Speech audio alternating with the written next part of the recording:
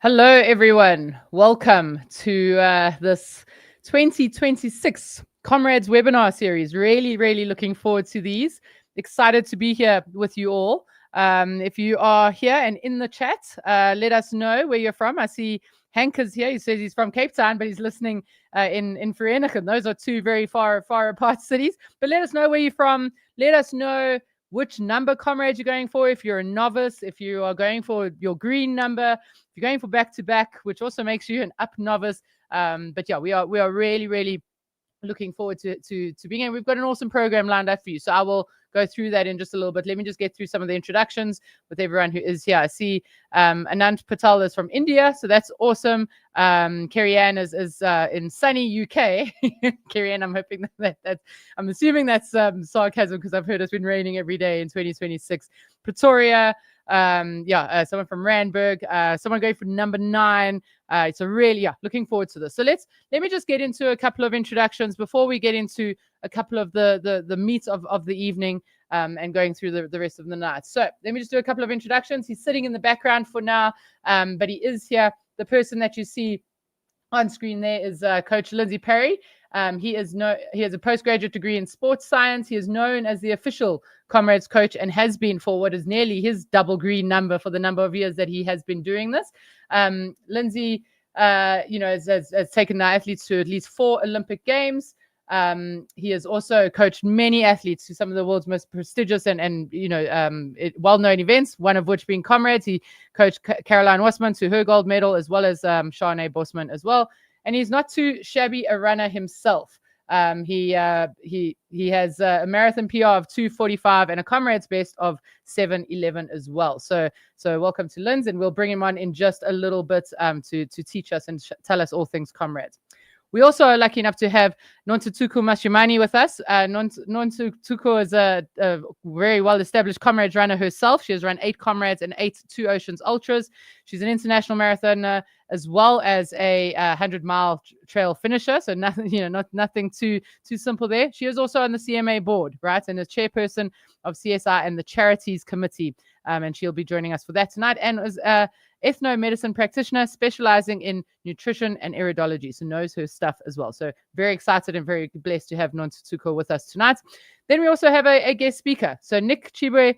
Nick is an endurance runner, a leader, and an entrepreneur. He is the CMA brand ambassador for Zambia. He is obviously a Comrades runner. He has done 5 Comrades. He has finished 5 Comrades. And he has a Comrades PB of 10:52, which was in 2019 for the up run.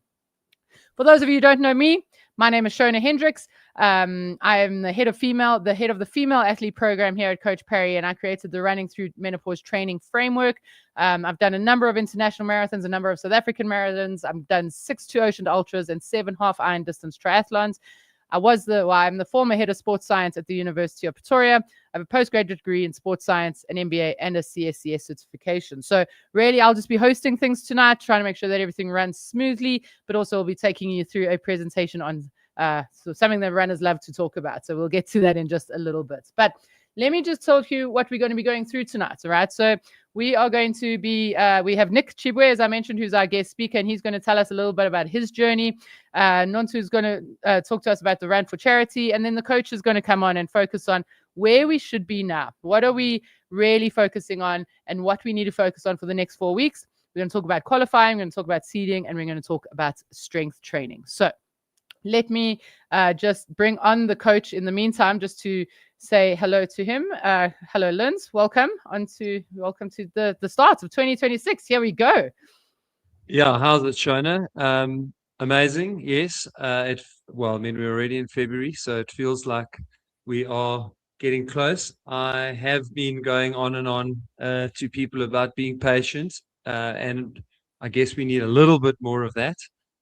Because the real training will start in March. But yeah, we are at the start of this journey, and a lot of people are very nervous about the journey. We've got a large number of novices this year, and we had a road show on Tuesday night, and it was literally well over 100 of 98% novices. So yeah, excited to be here and very excited to be running. I haven't run Comrades since 2017, so in some ways I'm feeling a little bit like a novice too. So yeah, Excellent. very, very excited to be entered, qualified, and ready to take on the challenge in 2026. Brilliant. Excellent, Linz. Thank you. I'm going to bring our Nontutuko on in just a little bit, but let me bring our guest speaker on. So Nick, welcome to the Comrades Marathon webinar. I'm going to leave Lindsay on as well in case he wants to chime in with a couple of questions. But I guess as the ambassador to Zambia, the CMA ambassador from Zambia, maybe just tell us a little bit, quite quickly, around your Comrades journey and what makes Comrades really special to you. Thank you for hosting me. I'm Nicholas Chiway from Zambia, Lusaka. And then I'm the official brand ambassador for Comrades Marathon Association. My first Comrades journey started in 2019 when I ran my first up run with my personal best 10:52:46 seconds. And from there, my passion just grew of a race I kept on dreaming one day I'll do. And out of my achievement, I inspired a lot of people in our community, the running circles. So Comrades is a race which I've taken much participation from my heart, and out of it, I've met friends, I've built families around here and in South Africa as well.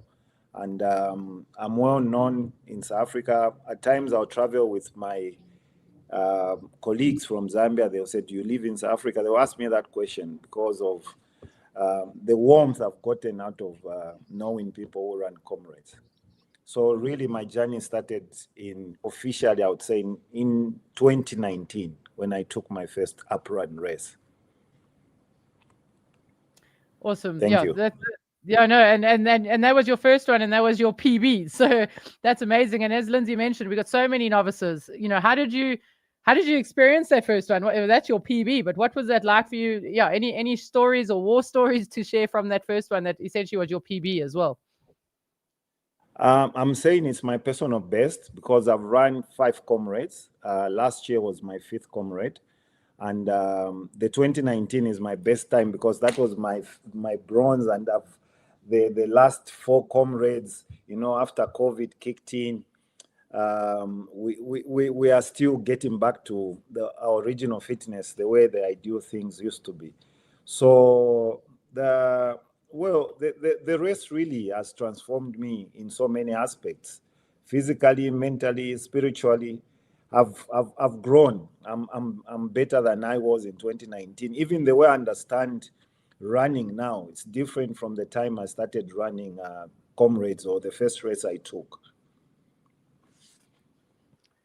Lindsay, you have a question there? Just check your sound. Sorry, I couldn't get myself off mute. Nick, any special memories though that stand out from that first trip between Durban and Pietermaritzburg? Well, they say the best race at Comrades is the first race you run. As a novice, when you go with your own expectation, because before that you would have heard of stories, what happens at Comrades and the experiences people face. But for me, the memories I have is that excitement. I took the race as me, not as others' experience or based on the stories I've heard. I took my own journey, my own experience of facing poly shots. I heard a lot about poly shots, but it was just a beautiful journey, and it made me realize the potential in me that if you put your mind, your strength to something, really you can conquer anything. So I really appreciate my first race, and I remember the other guy I was looking forward to meet who inspired me most to run Comrades was the late Zolani. I don't know if you remember the amputee. Well, it wasn't official. He ran and did Comrades, but you can imagine his message reached Zambia. And I looked at myself to say, if I am able-bodied, why can't I take up this challenge? So the best moment is when I met Zolani. I hugged him. I said, "You did this. You motivated me." I think that's the best memory I'll ever live, and appreciating Zolani. May his soul rest in peace. That's magic. It's really magic. Yeah, and you said you live, you're in a fairly small country, you're in a small community, but you've managed to come back and run the race 5 times. So 4 times since your first, and there was a pandemic in between. So effectively, you stayed motivated enough for 7 years. So yeah, maybe share with the listeners, like, what keeps you motivated, and how do you keep putting in the training that you need to put in to finish Comrades year after year? So basically, the story behind my running journey embodies on health matters, I would say, because before I started running, I was chubby. I was big. At one time, I played rugby. After rugby, I was off season. Then I gained too much weight. Then hypertension kicked in. And at one time, when I went to the hospital, the doctor advised me to change my lifestyle because he said, "You are young for this kind of stuff. So you take up responsibility, take care of yourself." So from that, I started shifting my mindset to say, what sport can I do which will help me to take care of myself? Because it is my responsibility to take care of this body. And they say health is wealth. And then I started that journey. From it, I really trained so hard in 2018 because by then Zambia is a small community. Now that running is just that out of what we've achieved as a community with other colleagues who've come to Comrades, we've spread this kind of awareness. And now that we've even got big races which have come on board, and everyone now, every morning you wake up and you see someone is running. So it was a journey, I would say, started way back in 2018 with that aspect, bearing in mind that I want to enhance my health, and brought in the aspect of Comrades and the training. The training, really, I can't lie. You have to be serious.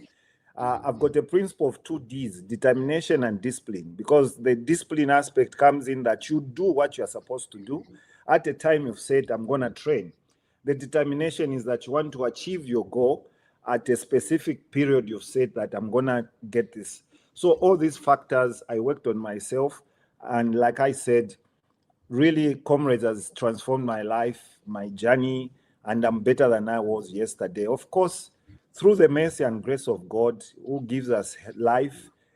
I've been prayerful in all I do, and I commit everything, even the sport, in the hands of God to say, may His grace take me everywhere where He always sustains me.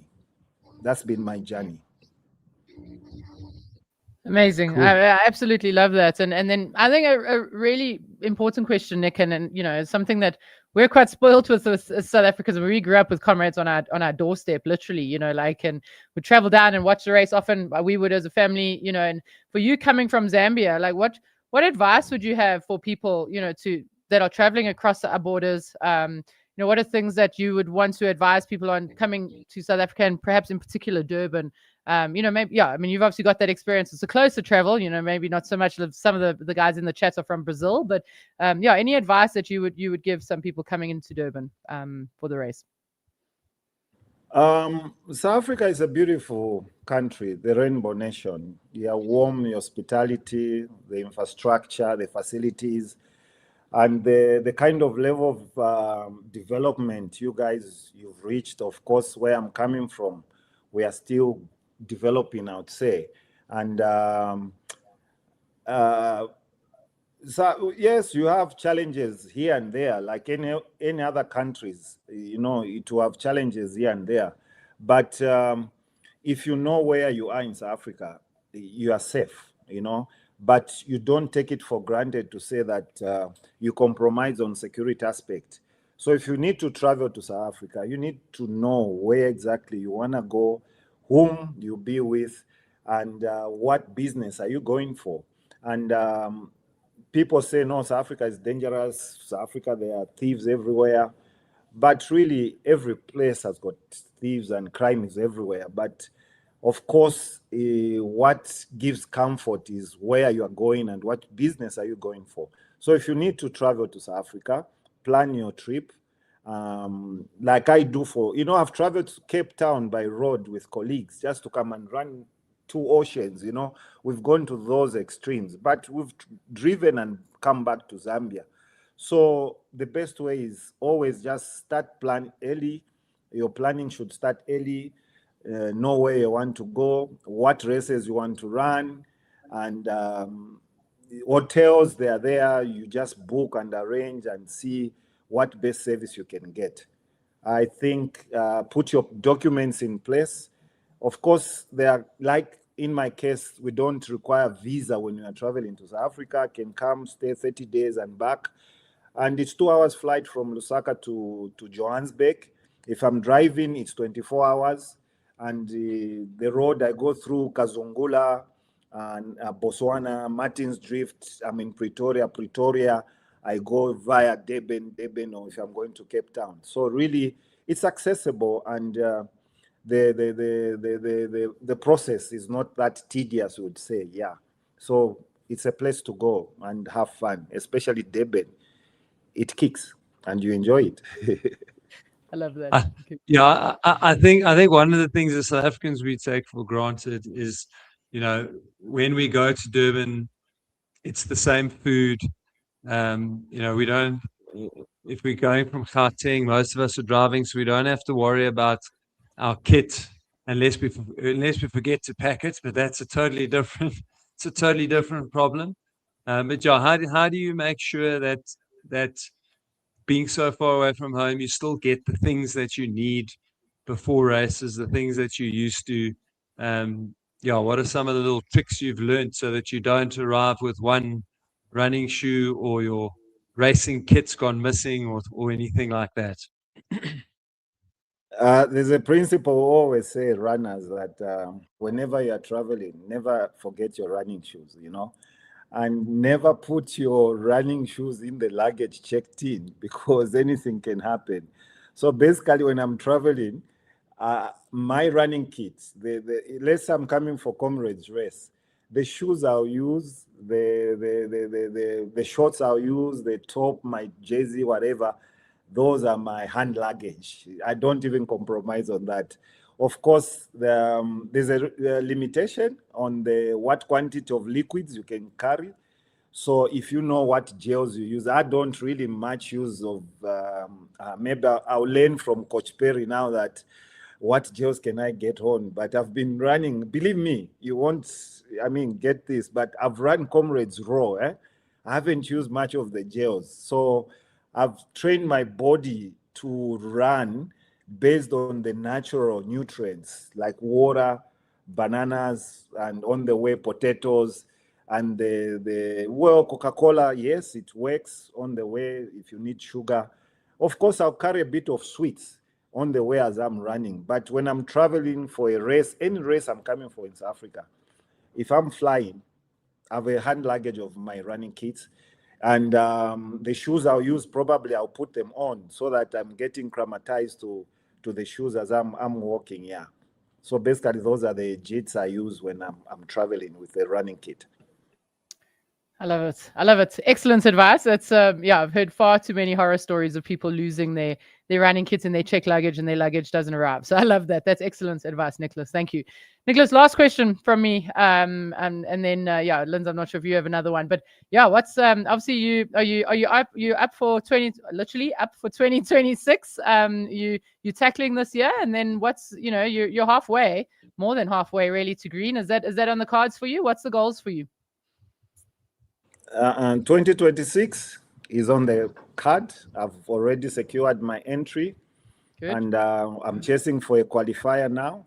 And unfortunately, I lost my dad in December towards Christmas, and everything emotionally, I was really put off. And now I'm trying to come back.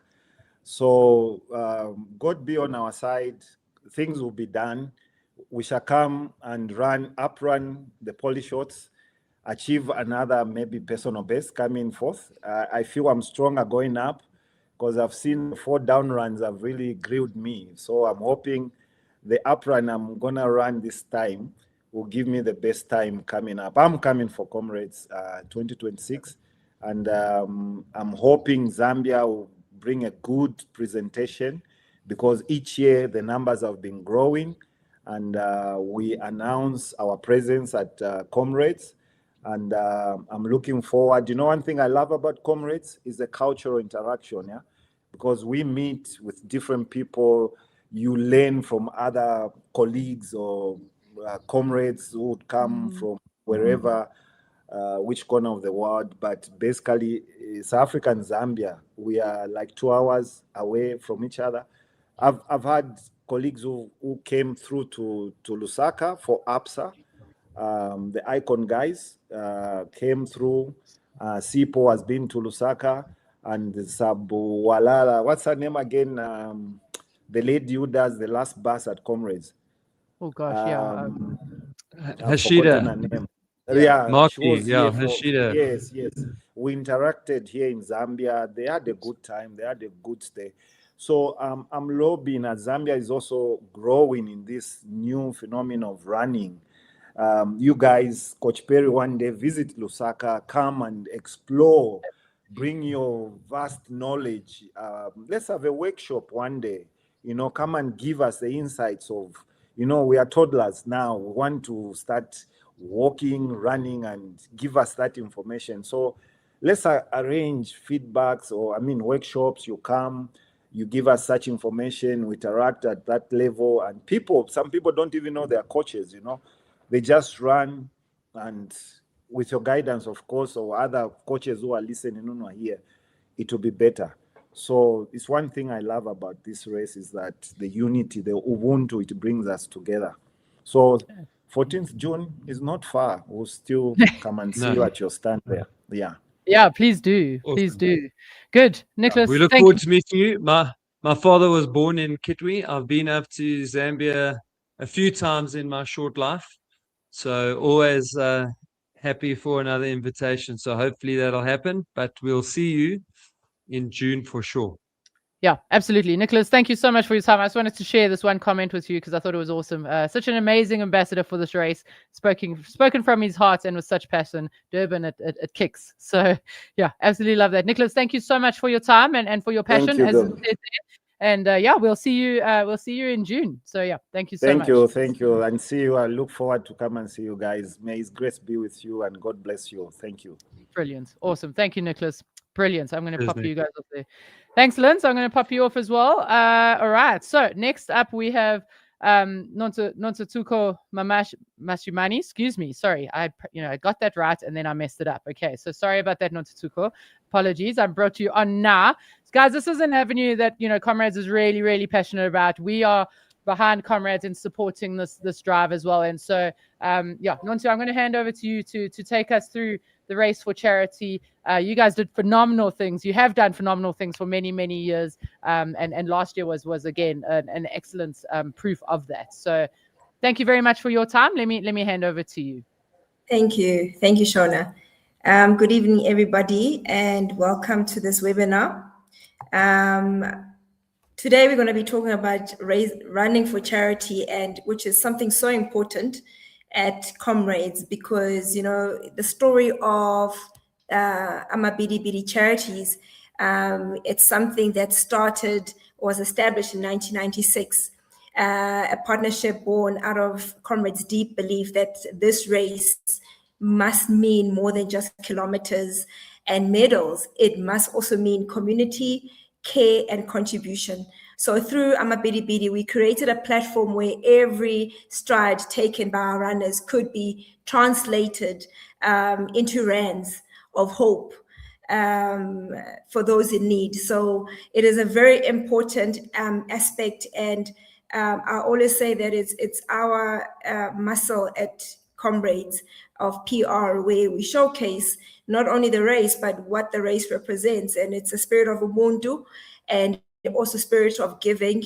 and also showcasing the charities that we work with that do phenomenal work in South Africa.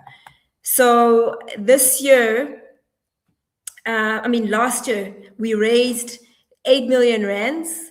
And this was, I'll say, a PB, because runners know the whole thing of PBs. We reached our level base and reaching 8 million. The year before, we had hit 6 million, so we jumped by 2 million. And all thanks to everybody who participated when choosing to run for charity, buying merchandise from charities, when you see them all over the place, whether it's your road shows, at any races, they are there and they are fundraising. So everybody who participated in that and helped to raise this money, thank you very much. Hoping that this year also will reach higher heights, better heights, to reach more than 8 million. So fundraising initiatives, there are so many that you can participate in, but let me explain what happens when you decide that you want to run for charity. Most of you would have seen when you were registering to run Comrades 2026, you would have met or seen a link that takes you to where you are able to choose if you want to donate to a specific charity, or you want to donate to Amabidi Bidi, or you want to choose to run for charity. So you would have chosen it like that. But it's not too late for those who want or wish to run for charity. You can still send us an email, and you are able to create a link for you, and you are able to choose which charity you want to run for and support. So it's not too late. So, running for charity or racing for charity, it mainly means that you choose a charity that speaks closely to what you believe in and what speaks to your heart.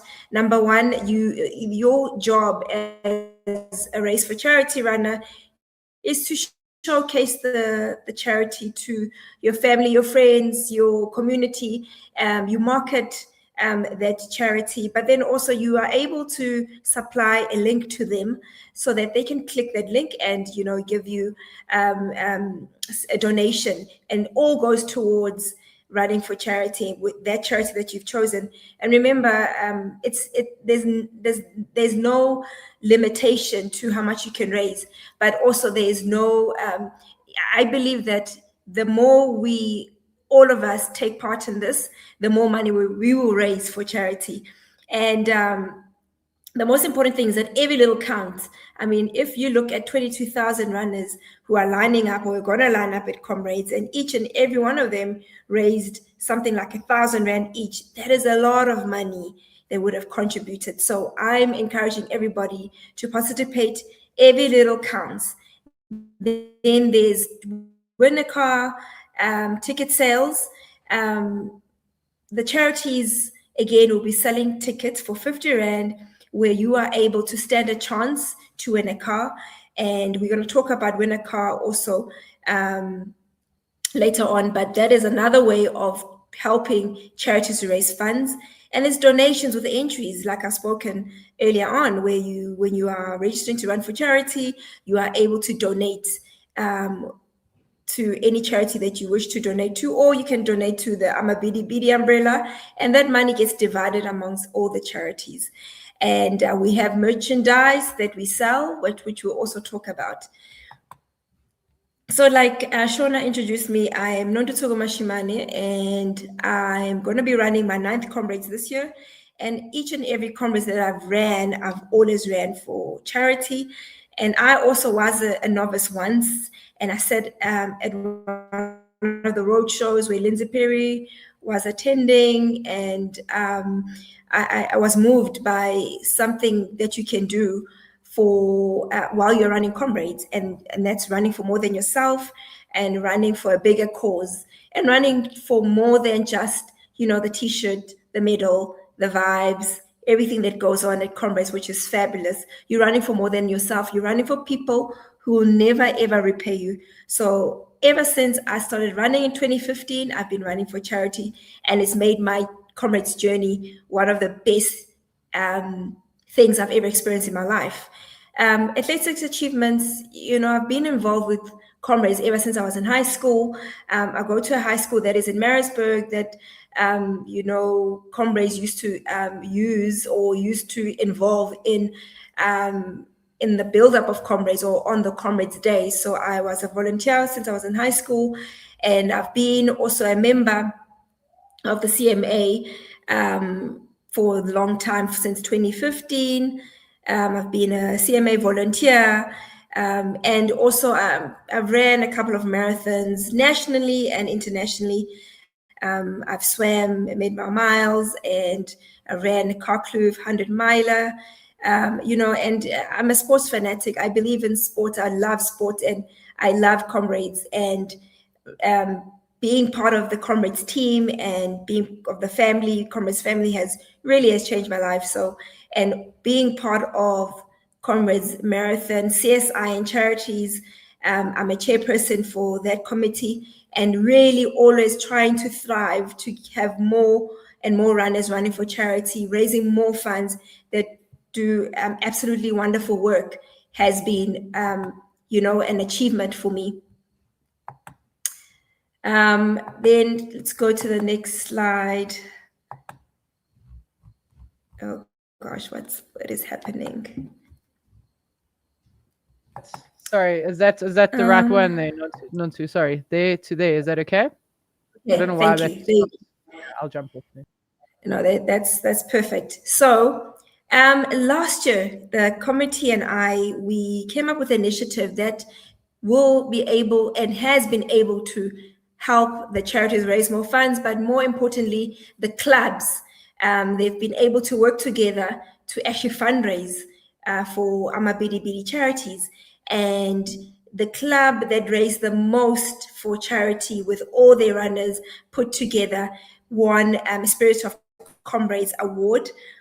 And Run Zone Athletics Club was a club that won that award last year. And I'm encouraging clubs around the country, around nationally, internationally, all clubs to come together and use this as a team building to actually fundraise and encourage more and more runners to be Comrades runners running for charity.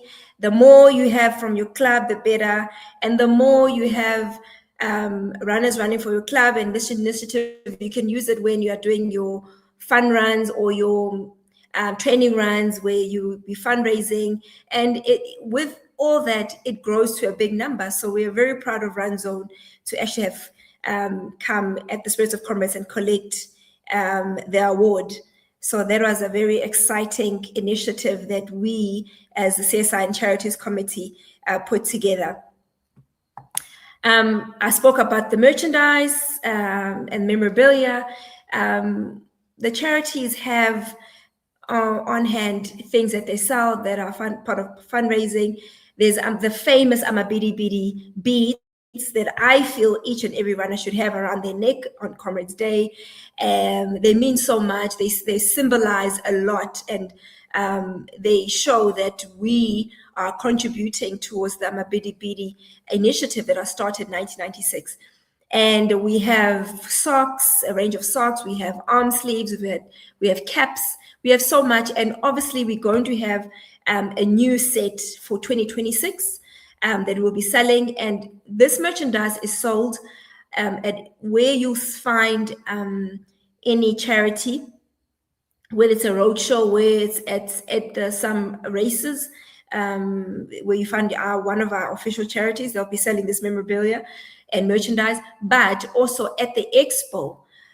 We have stands or a stand for charities where we encourage everybody to visit and support the new merchandise of 2026 that they would have this year. So I'm really encouraging everybody to have Amabidi Comrades Marathon merch and merchandise and memorabilia, all in the name of fundraising. I spoke about Win a Car competition. One of our sponsors, which is Toyota, have been so kind to be sponsoring a vehicle each and every year for us to fundraise by selling tickets. And this car the car that they give us is worth over $500,000.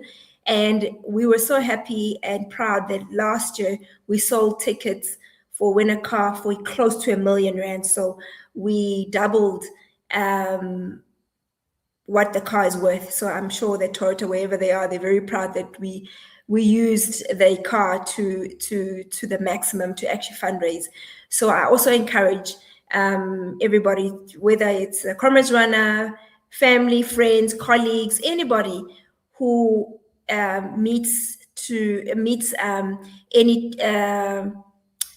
any charity that's selling a winner car tickets to please buy. We have Patricia Savage, who's from Joburg.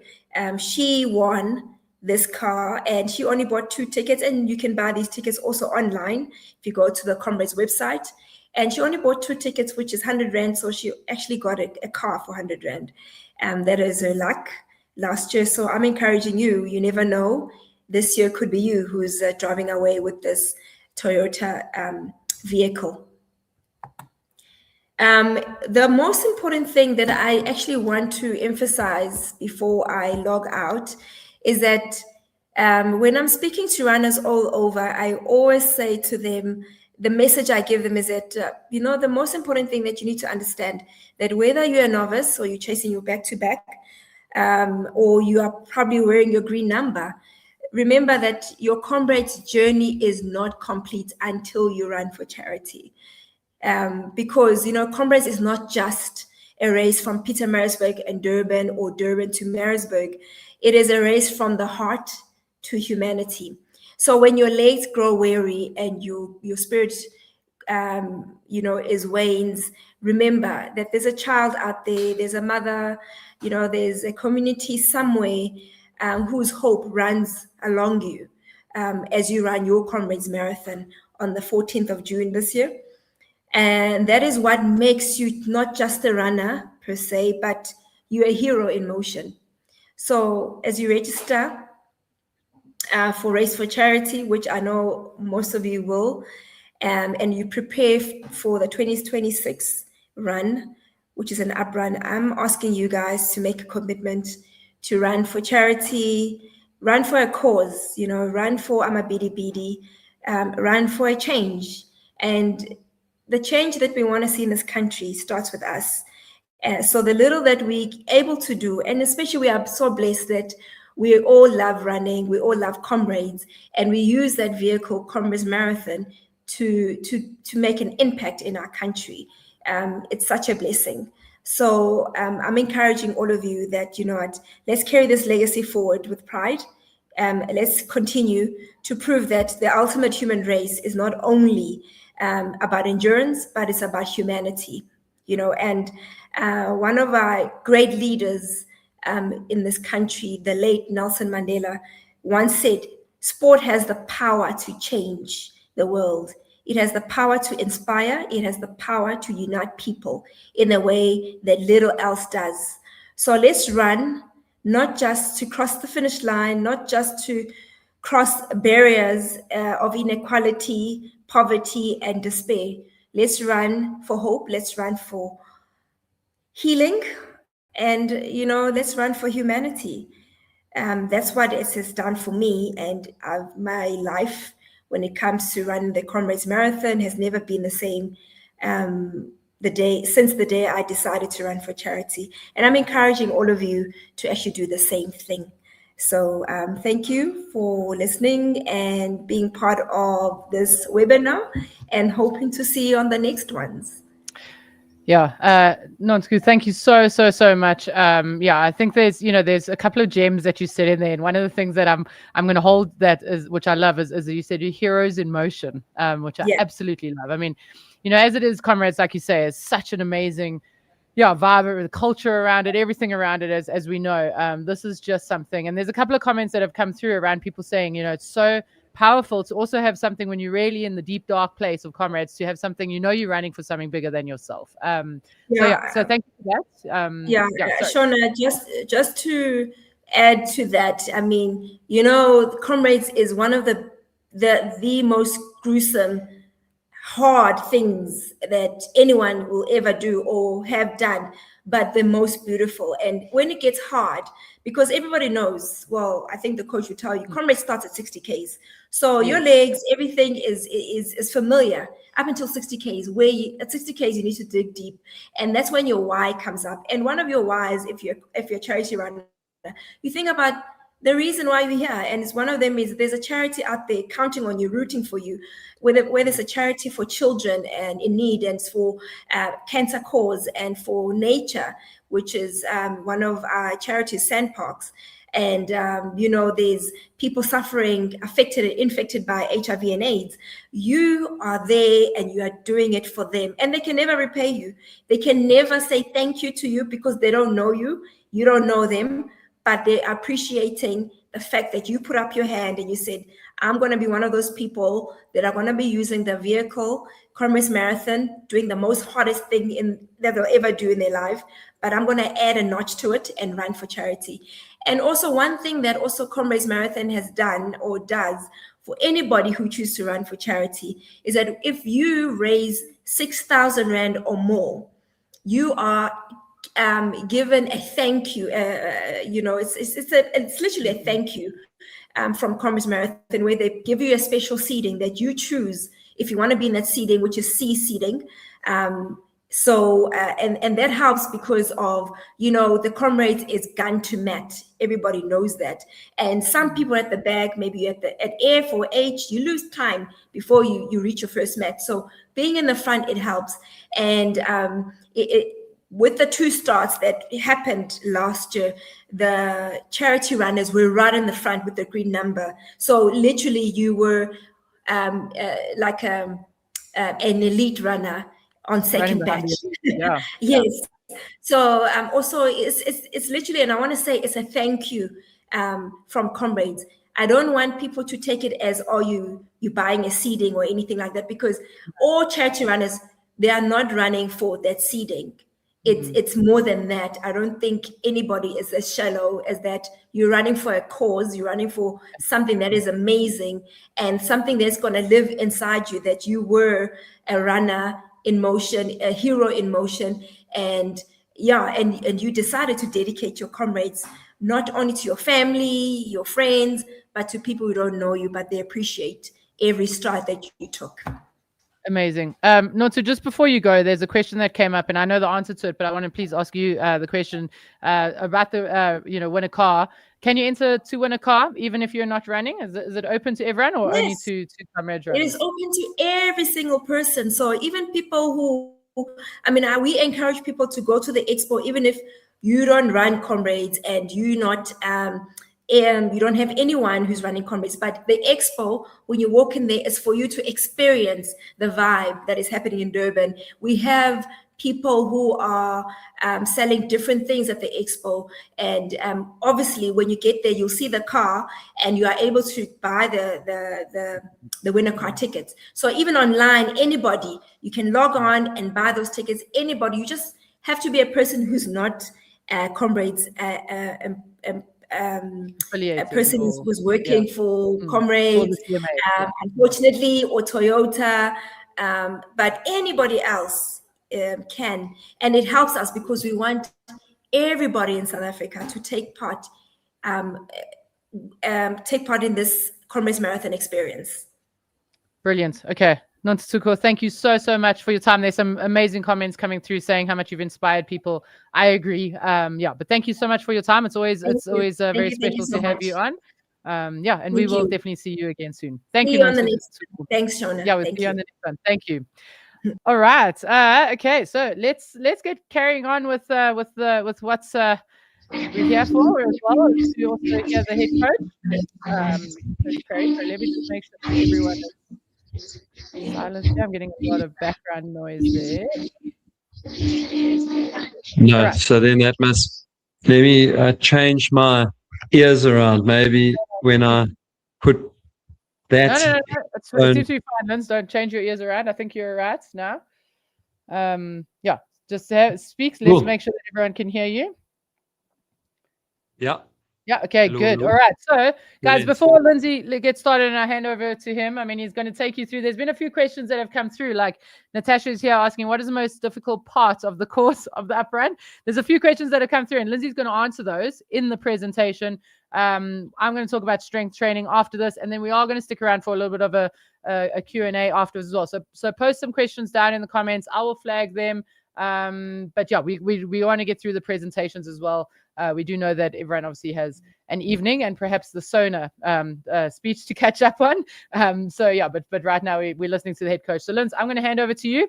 Take us through what is what we are all attempting to tackle this year, please. Certainly not as important as Cyril, but I hope I'm more entertaining. Anyway, or President Ramaphosa, let me show some respect. Right. So this is what you're running. So the question is, what's the most difficult part? Well, to be honest, the most difficult part of the uprun is going easy enough in the first 36 Ks that the second half is runnable. So obviously the scale on this is a little bit exaggerated, but to be honest, it kind of highlights the point. For the uprun, you're going to be running 1,700 vertical ascent meters, and you're going to be doing 1,000 descent meters. So that's a net 700 up. So 700 on its own across 89 Ks would actually be a lot of climbing. 1,700 meters is extreme. So if you haven't run Comrades before, really, you probably read or heard of the Big Five. And so I'll go through those first. And the first of the Big Five arrives at Cowie's Hill, which is about 16, 17 kilometers into the uprun. Yeah, it's not a massive climb, but you've already been climbing for most of the past 14 kilometers before you get to the foot of it. Very gradual hills that I'm going to go over shortly, but they don't even feature with a name.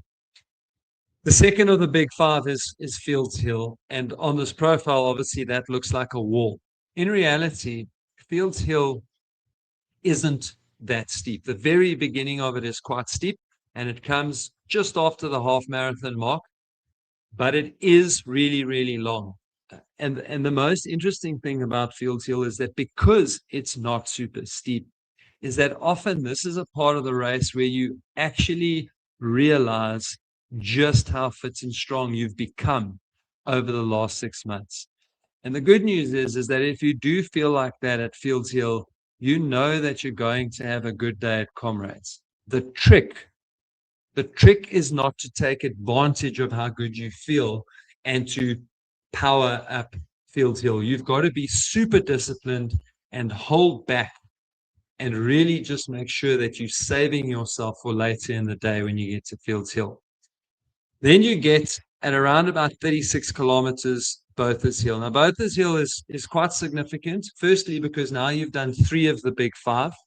Secondly, because you've hit the second highest point on the Comrades route, and you're 36 Ks in. And thirdly, because you finally get a reasonable respite from the continuous climbing you've been doing the first 36 Ks. And this is honestly what makes the uprun such an enormous challenge, is that the first 36 Ks genuinely are just so tough. And now you've got to still run more than a marathon. Okay. There is a lot of downhill after this, and you are going to take advantage of it by using gravity and running most of the next 10-ish kilometers, about 8 actually. But what you're not going to do is push yourself to catch up time, because then your legs are going to be completely shot, and you do have the fourth of the Big Five coming out of halfway, and that is Nchanga. Okay. From Nchanga, okay, again, the profile, because it's so squashed up here, it's a lot flatter and easier from the top of Nchanga, and you do have long sections of nice gradual downhill. There will be a lot of people at this point telling you that it's downhill from here, and don't make that mistake. Okay. From Nach, you'll see there's a turn off to Nachel Dam. It turns off to the right. You're running, you can see the highway, the N3 to your left. Once you get to Nachel Dam, that is the point when you have lots and lots and lots of downhill, but it's not all downhill. There are enough pools, because when you get to a just shy of the 65 kilometer mark, you're going to get to Umlaas Road, and that is in fact the highest point on the course. So from there, it's almost all downhill, but you are going to get to Polly Shorts. And Polly Shorts, again, very much like Cowie's Hill, on a normal day of the week or normal day of the year, you probably don't struggle too much on Polly Shorts. But when you have run the best part of 80 kilometers, Polly Shorts really, really is tough.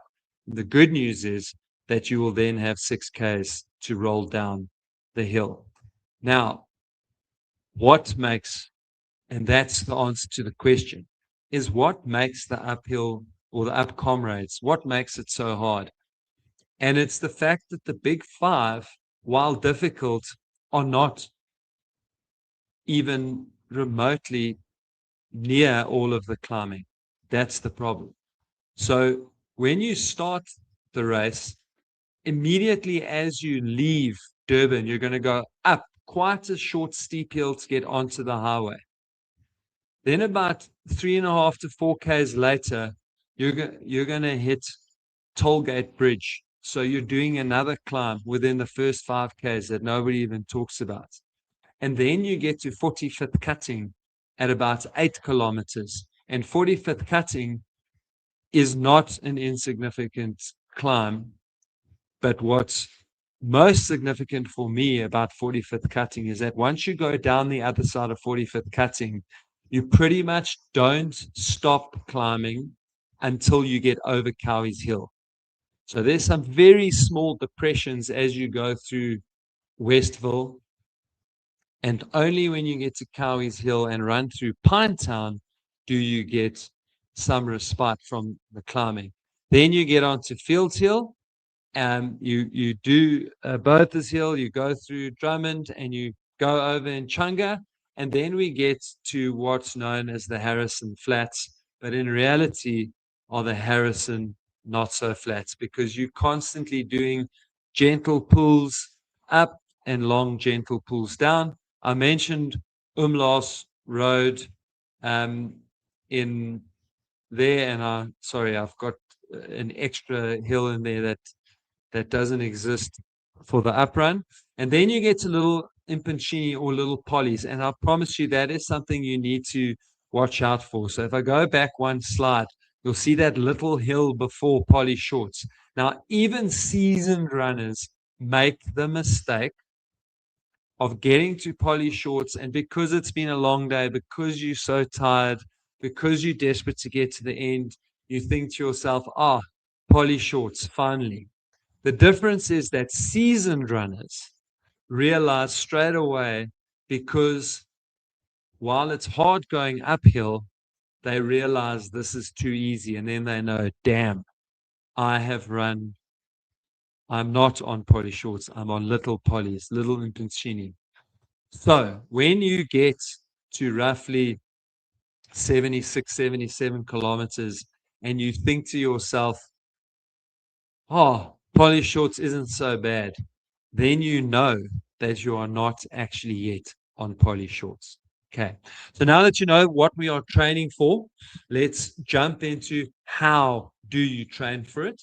And the nice thing about the webinars is that we will try to focus very specifically on where we are now and the next couple of steps that we need to follow. This one being the first one will still be a little bit more general, but certainly from the next ones, we'll really just dive into where we should be now, what we should be focusing on next as we go through the Comrades journey. Okay, so Comrades essentially is after 4 things for you as the Comrades runner.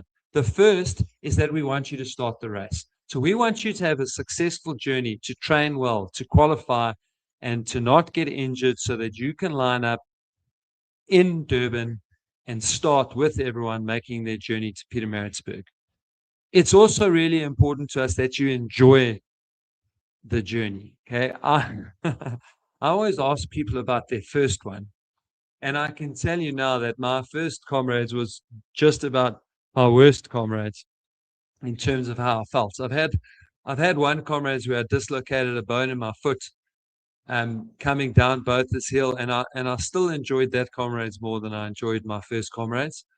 And that's simply because I'd run my entire life and I was just a little bit too casual about what I was going to be experiencing at Comrades. So that was in 2006. And I've made all the mistakes so that you don't have to make them. So the second thing that we want for you is to make sure that you actually enjoy your day and you have a great day out there at Comrades. And then third, and equally as important as starting the race, we want you to go home with a medal. So with the way the cutoffs have changed, and we'll go into that sort of thing in a lot more detail, most people who start Comrades will finish Comrades, but not everyone's going to go home with a medal. So in the past, you couldn't cross that finish line if you didn't make it under 12 hours. Now you still get to cross the finish line, just that you have to get under 12 hours to get a medal. And that's what we want for you. We want you to get a medal. And as you heard from Nantu earlier, is that we want you to do a meaningful race. So that's the fourth aspect of these road shows that Comrades really wants to get across, is that the vice chair said we want it to be a meaningful race. We want you to have a meaningful impact on your environment, on your community. And so we're also strongly encouraging people to do Comrades for a charity. Okay. So where are we now? We are 123 days away from the Comrades Marathon. We are still laying the foundation, and this is so important. You know, we're sitting here on the 12th of February, just about the middle of the month, and we don't want to be training too hard for Comrades specifically. We'll be talking about marathons and that sort of thing shortly. If you haven't started doing strength training yet, I can't emphasize enough how important strength training is for you to do. So if anybody wants to follow my training and see I literally practice what I preach, feel free to jump on Strava, look for me. You will see that literally since the beginning of November, when I kind of decided I was going to do Comrades, I've been pretty religious. I even did strength training all the way through December, and pushing myself very hard at strength. And that is why Shona is going to talk about strength training tonight, because we really, if you haven't started strength, want you to start doing strength training and doing it in the right way and getting the maximum benefits out of it. Okay. We should be thinking about qualifying now. So we are going to talk about that in the presentation. And a lot of people have been qualifying over the last couple of weeks. There's some big qualifying races coming up. Bowen Peninsula, Bowen Pretoria Marathon. There's Elands coming up on the 28th of February. There's Knysna happening this weekend, the Knysna Heads Marathon. In a couple of weeks' time, there's Kango. Sorry if I've forgotten to mention your race, but just there's really heaps of qualifying races that are happening all around us at the moment. And really, 123 days to go to Comrades. But Comrades preparation and having a great Comrades is all about utilizing the last 90 days properly. And if we're training too hard already, you are going to struggle to use those 90 days, either through being very mentally tired, being very physically tired, or being sick and injured. Okay. So the first and most important question you need to be asking yourself, are you on the right plan? Make sure that you are following the right training plan for you. Okay, what is super important is that as I go through these medals now, is that as runners, we were not all created equal. Some of us have got better running ability. And what often accompanies better running ability is an ability to handle training better. But that is also linked to the fact that faster runners tend to be smaller runners. Now, that isn't a universal rule, but it is a pretty good generalization, and it's part of the reason why faster runners can handle more training. Okay. And so make sure that you follow the plan for you. If you're chasing a finishes, don't think that by following the bronze or following the Bill Rowan that you're going to do enough kilometers and finish. And the last thing I really want to say on that before I jump into actually who should be following what plan is that I've had 3 or 4 comrades calls this week, and that's been one of the questions, is that there is someone in the club who has run 30 comrades. There's someone in the club who's run 45 kilometers. And when they look at the training plans that have been put up, they are physically scared of the training that is required for doing the race. And it's making them think that they won't be able to do comrades because they instinctively can see that that's a crazy amount of training for a person to do. Now, the problem is that a lot of the training methodologies that exist in clubs come from the 80s when the race exploded in popularity.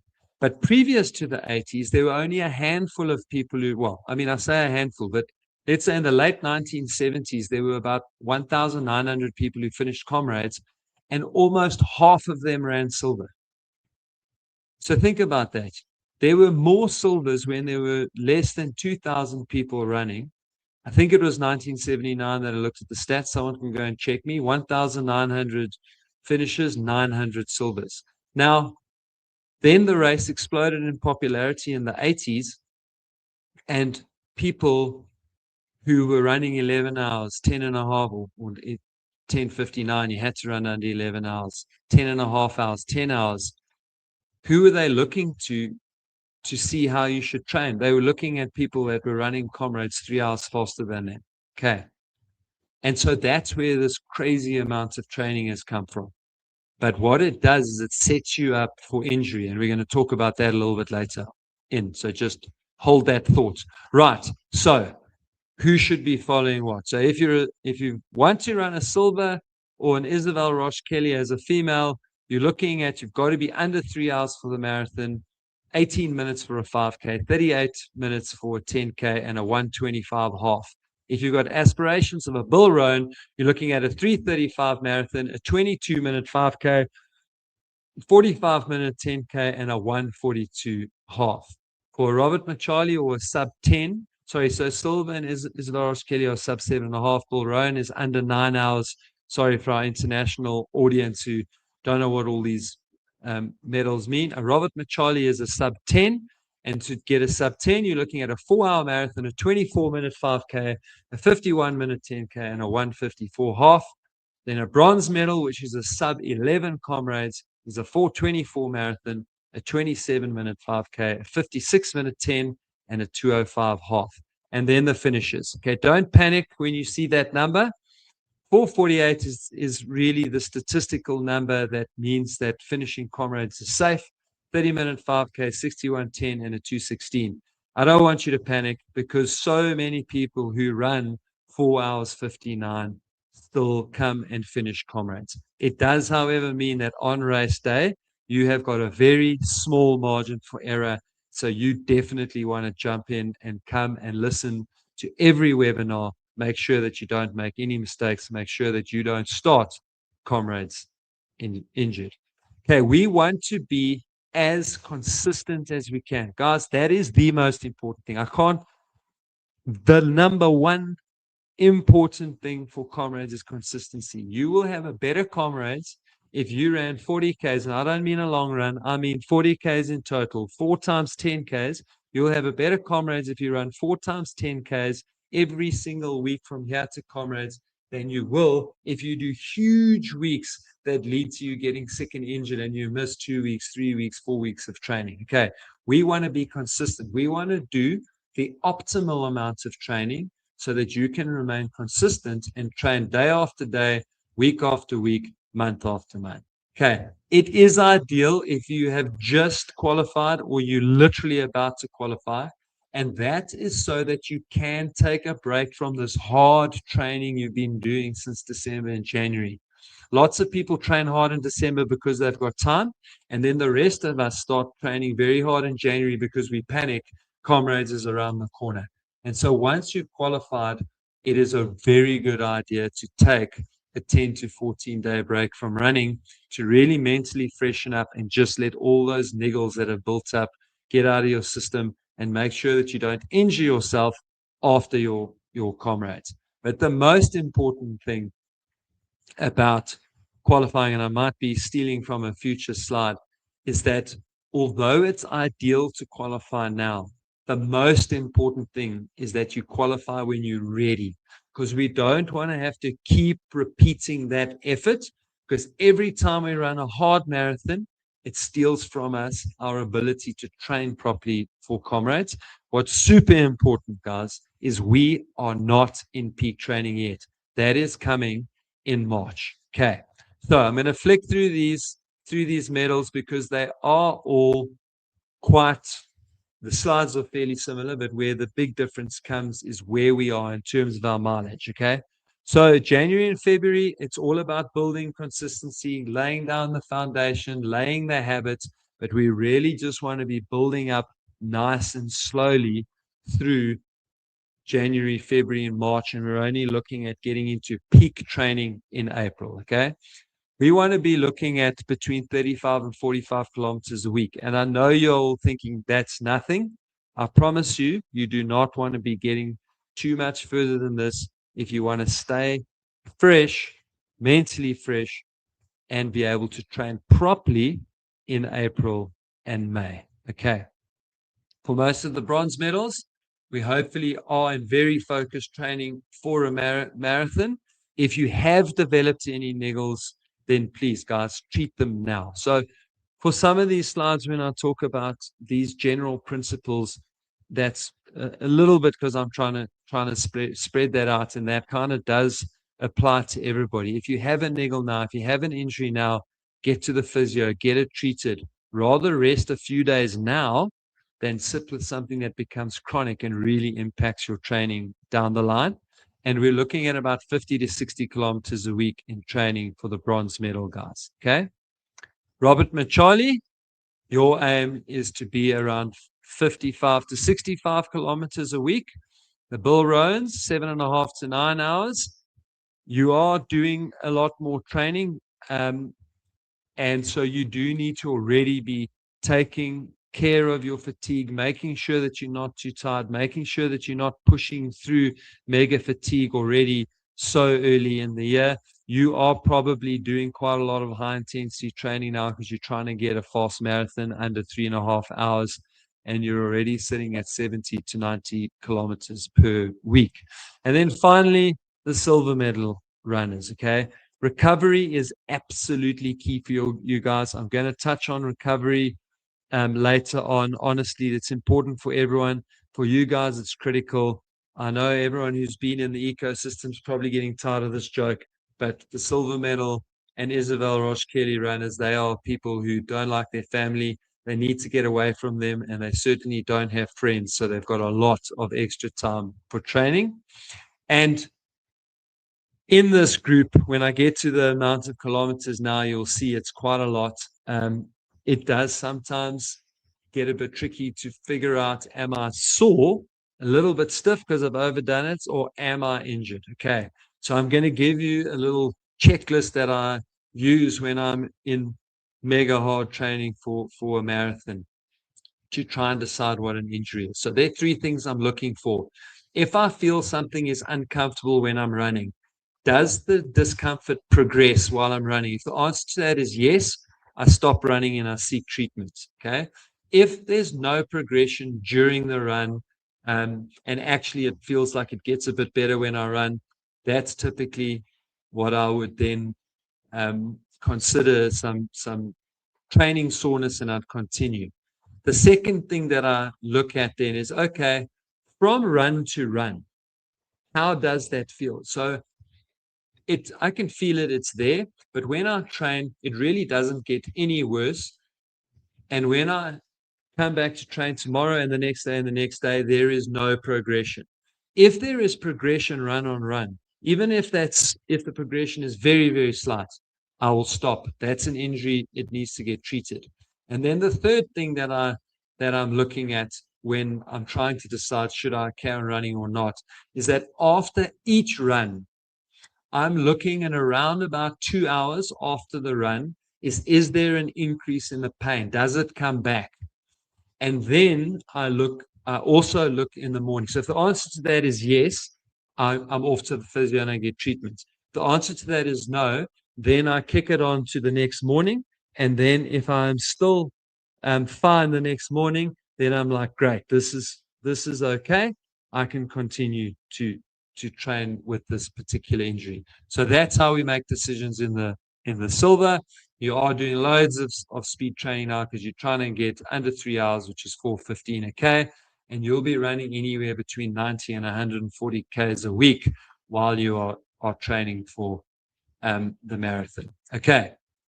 Then importantly, over the next 4 weeks, particularly once you've qualified, you've had a short little rest, and we're building back up to get into that training, that proper training that we're looking for before we go into our peak training in April, is what are we looking to do into March and as we get towards the end of March. Okay, so the finishes, we're upping that a little bit, getting to about 55 Ks per week now. For the bronze medal, we're at about 60 kilometers a week. Robert Machali, we're getting to about 70 Ks a week. For the Bull Roan, you're hitting 90 Ks consistently. We don't want to be much above 100 kilometers a week for the Bull Roan. You'll probably get quite close to 100 Ks a week in April. So 100 Ks now is the absolute max for those Bull Roan. And the silver and the Isabel Roche Kelly, we're looking at a minimum of 100 Ks a week when you get to the end of March. Okay. And strength, guys.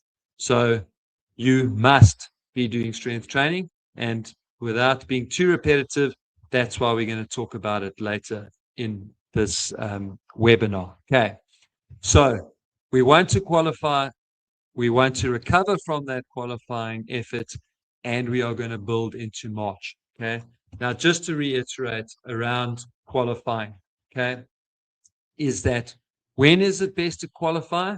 It's best to qualify when you're ready. So what do I mean by that? I mean that we would like you to qualify now. However, if you're not ready to qualify now and you try and qualify and you fail, you need to recover from that effort. And then you need to give a minimum of 3 weeks before you can try and qualify again, which means now you're going into your proper Comrades preparation time. And because you've got that hard training, hard race effort from 3 weeks ago, you haven't been able to train properly because you've been really sore from that qualifying effort. And now you try to qualify again, and again, you are not ready. And so make sure that you're ready, you're in a good space, you're reasonably confident you can get your qualifier in. And if you don't feel like that, then rather train for another 3-4 weeks and get yourself to that position and make sure that your qualifying effort counts when it counts. Okay. So seeding and chasing a better pen or a better seeding batch. Really, with the way the start of the Comrades is now structured with the 2-wave start, it is crazy to be chasing seeding. So even in the past, the best that a seeding can do is score you 2 minutes on race day. Now, again, when we all started at the same time and it took some people 12 minutes to get across the start line, I understand how 10 minutes can make a big psychological difference versus 12, or 8 can make a big psychological difference versus 10. But the reality is that the cost of those 2 minutes is enormous. So once you've qualified, just take your seeding. Because if you then qualify or try to improve your seeding and save yourself 2 minutes on rest day, what you do is you compromise your ability to train properly. And if you train properly for Comrades, you can improve yourself so that your Comrades can be 15, 20, 30 minutes faster. But if you work hard to chase a seeding, then you get 2 minutes, but you lose the ability to improve those 10, 15, 20 minutes in your training. Okay. So once we are qualified, we do not try and improve our seeding. And with the new system, the last runner to cross the line takes 6 minutes. So really that fear of that 8, 10, 12 minutes that used to happen it's no longer relevant. And as you heard, you can now raise 6,000 Rand, you can get a charity seeding, and then you start in front of wave 2. So you basically get treated like the elites get treated at the start of wave 1. And so you will lose no time crossing the line. So if you really are worried about the time that you're leaving, rather run for a cause, raise money for a very good cause, and then you get your thank you is to go and stand in front. Okay.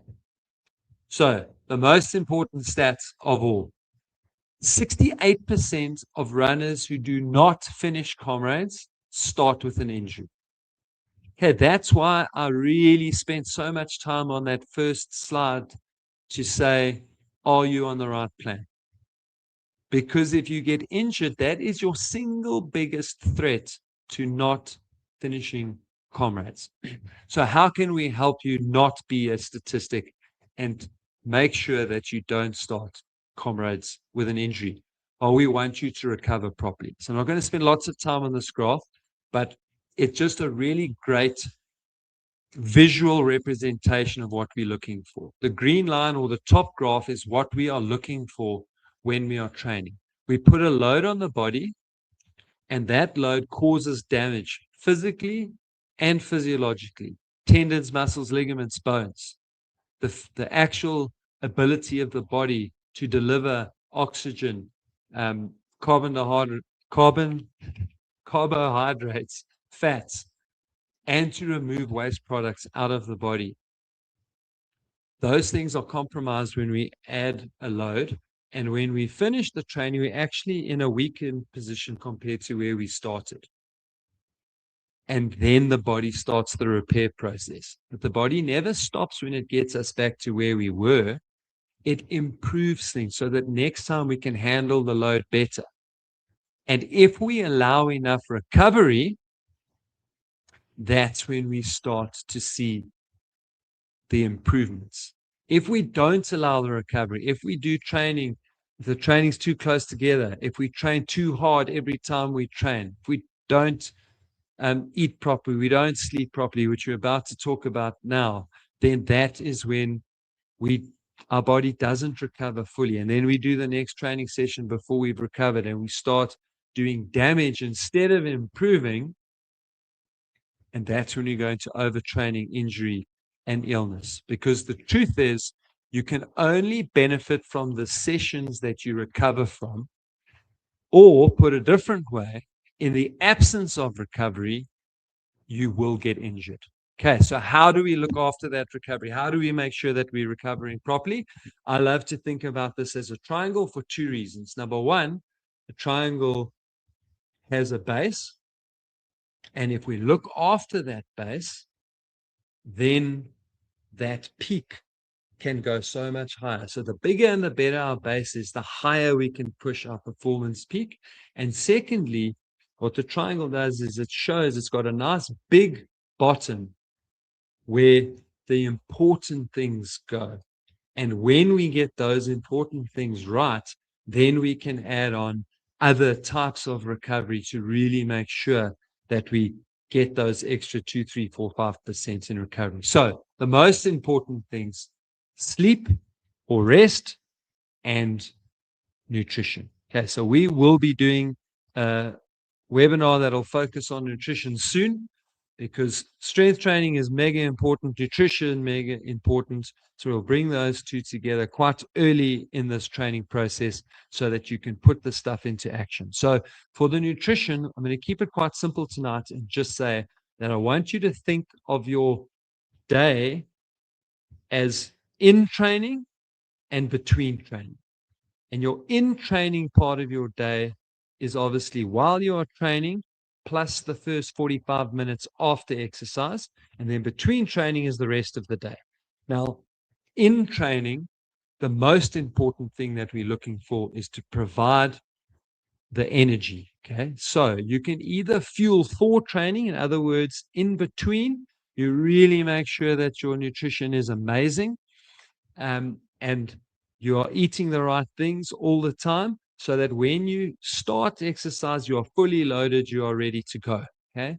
For most of us, and in particular in the morning, we don't eat before we train. So that means that we must fuel in training. So we must have some sort of fuel that we are taking in while we are training.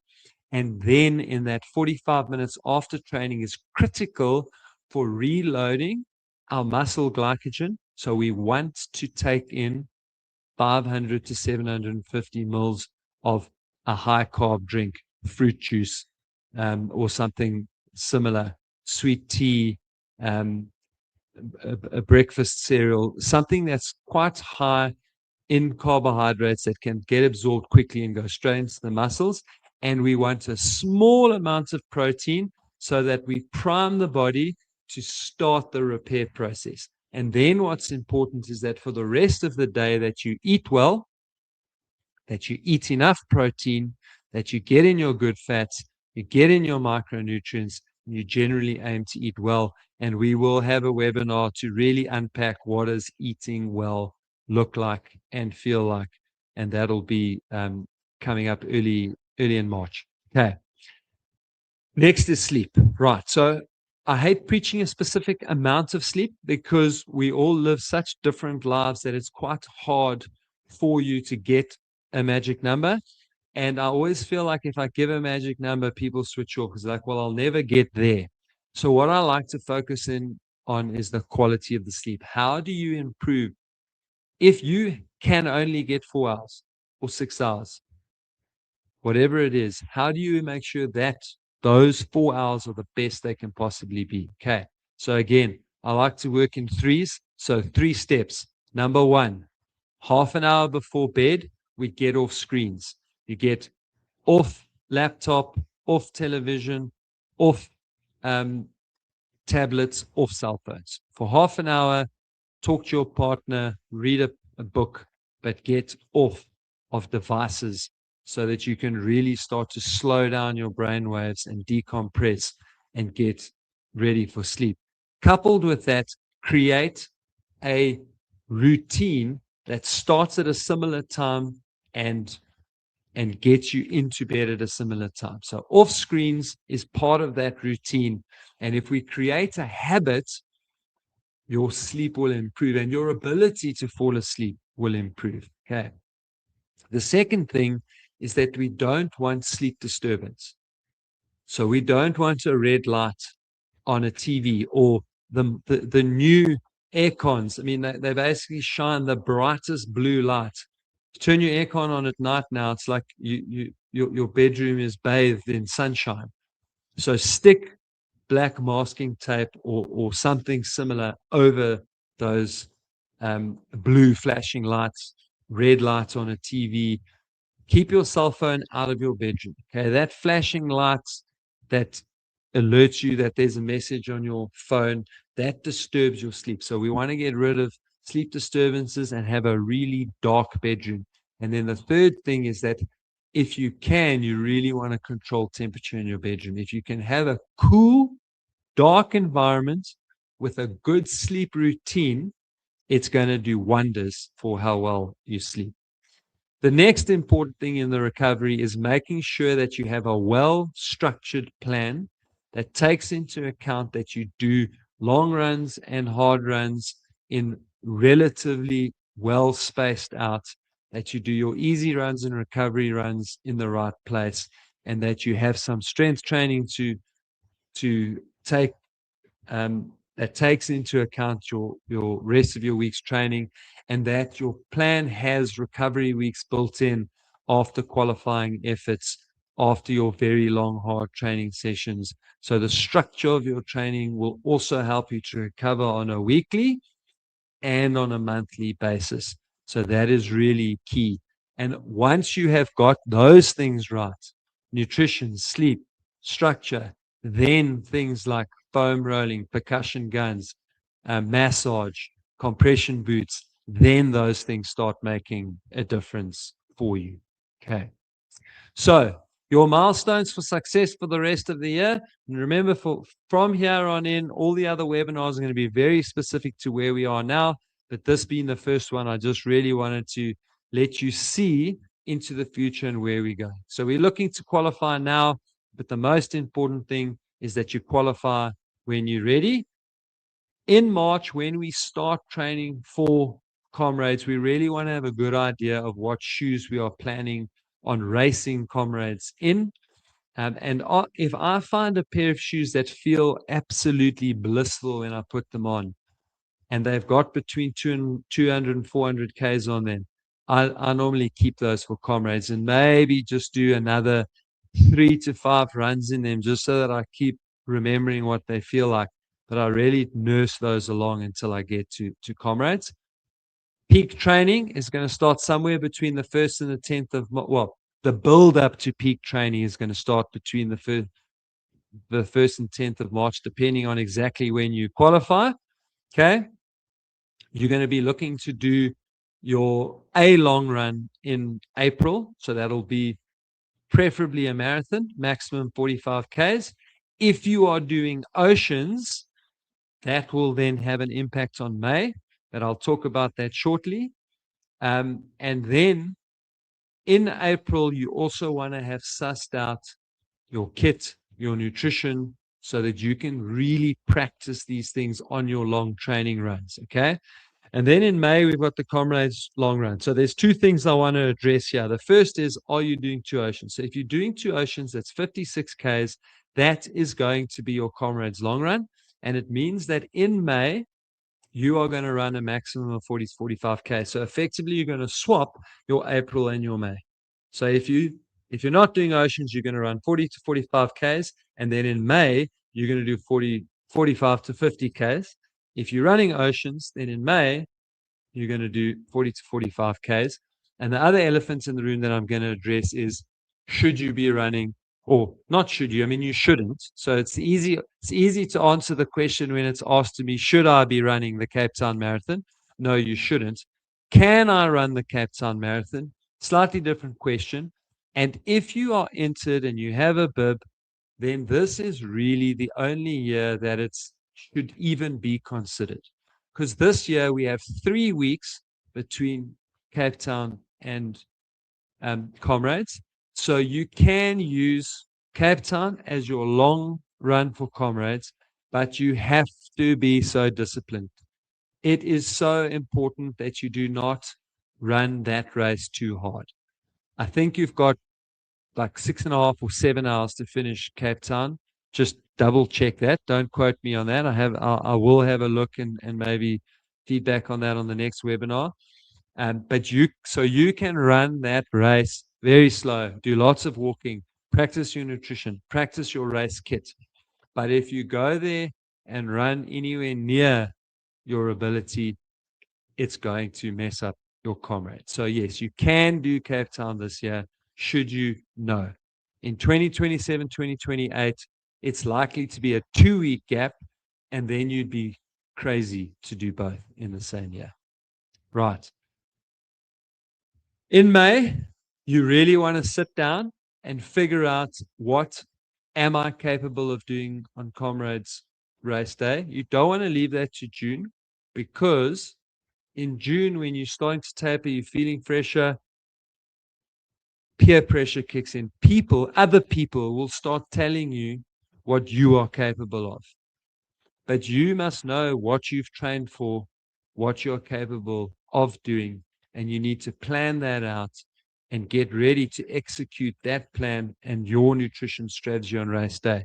And you should be mapping all of that out in May. We'll then taper in June, and you will hopefully be lining up injury-free, ready to enjoy the race, ready to finish the race, and hopefully you'll be doing it for a charity.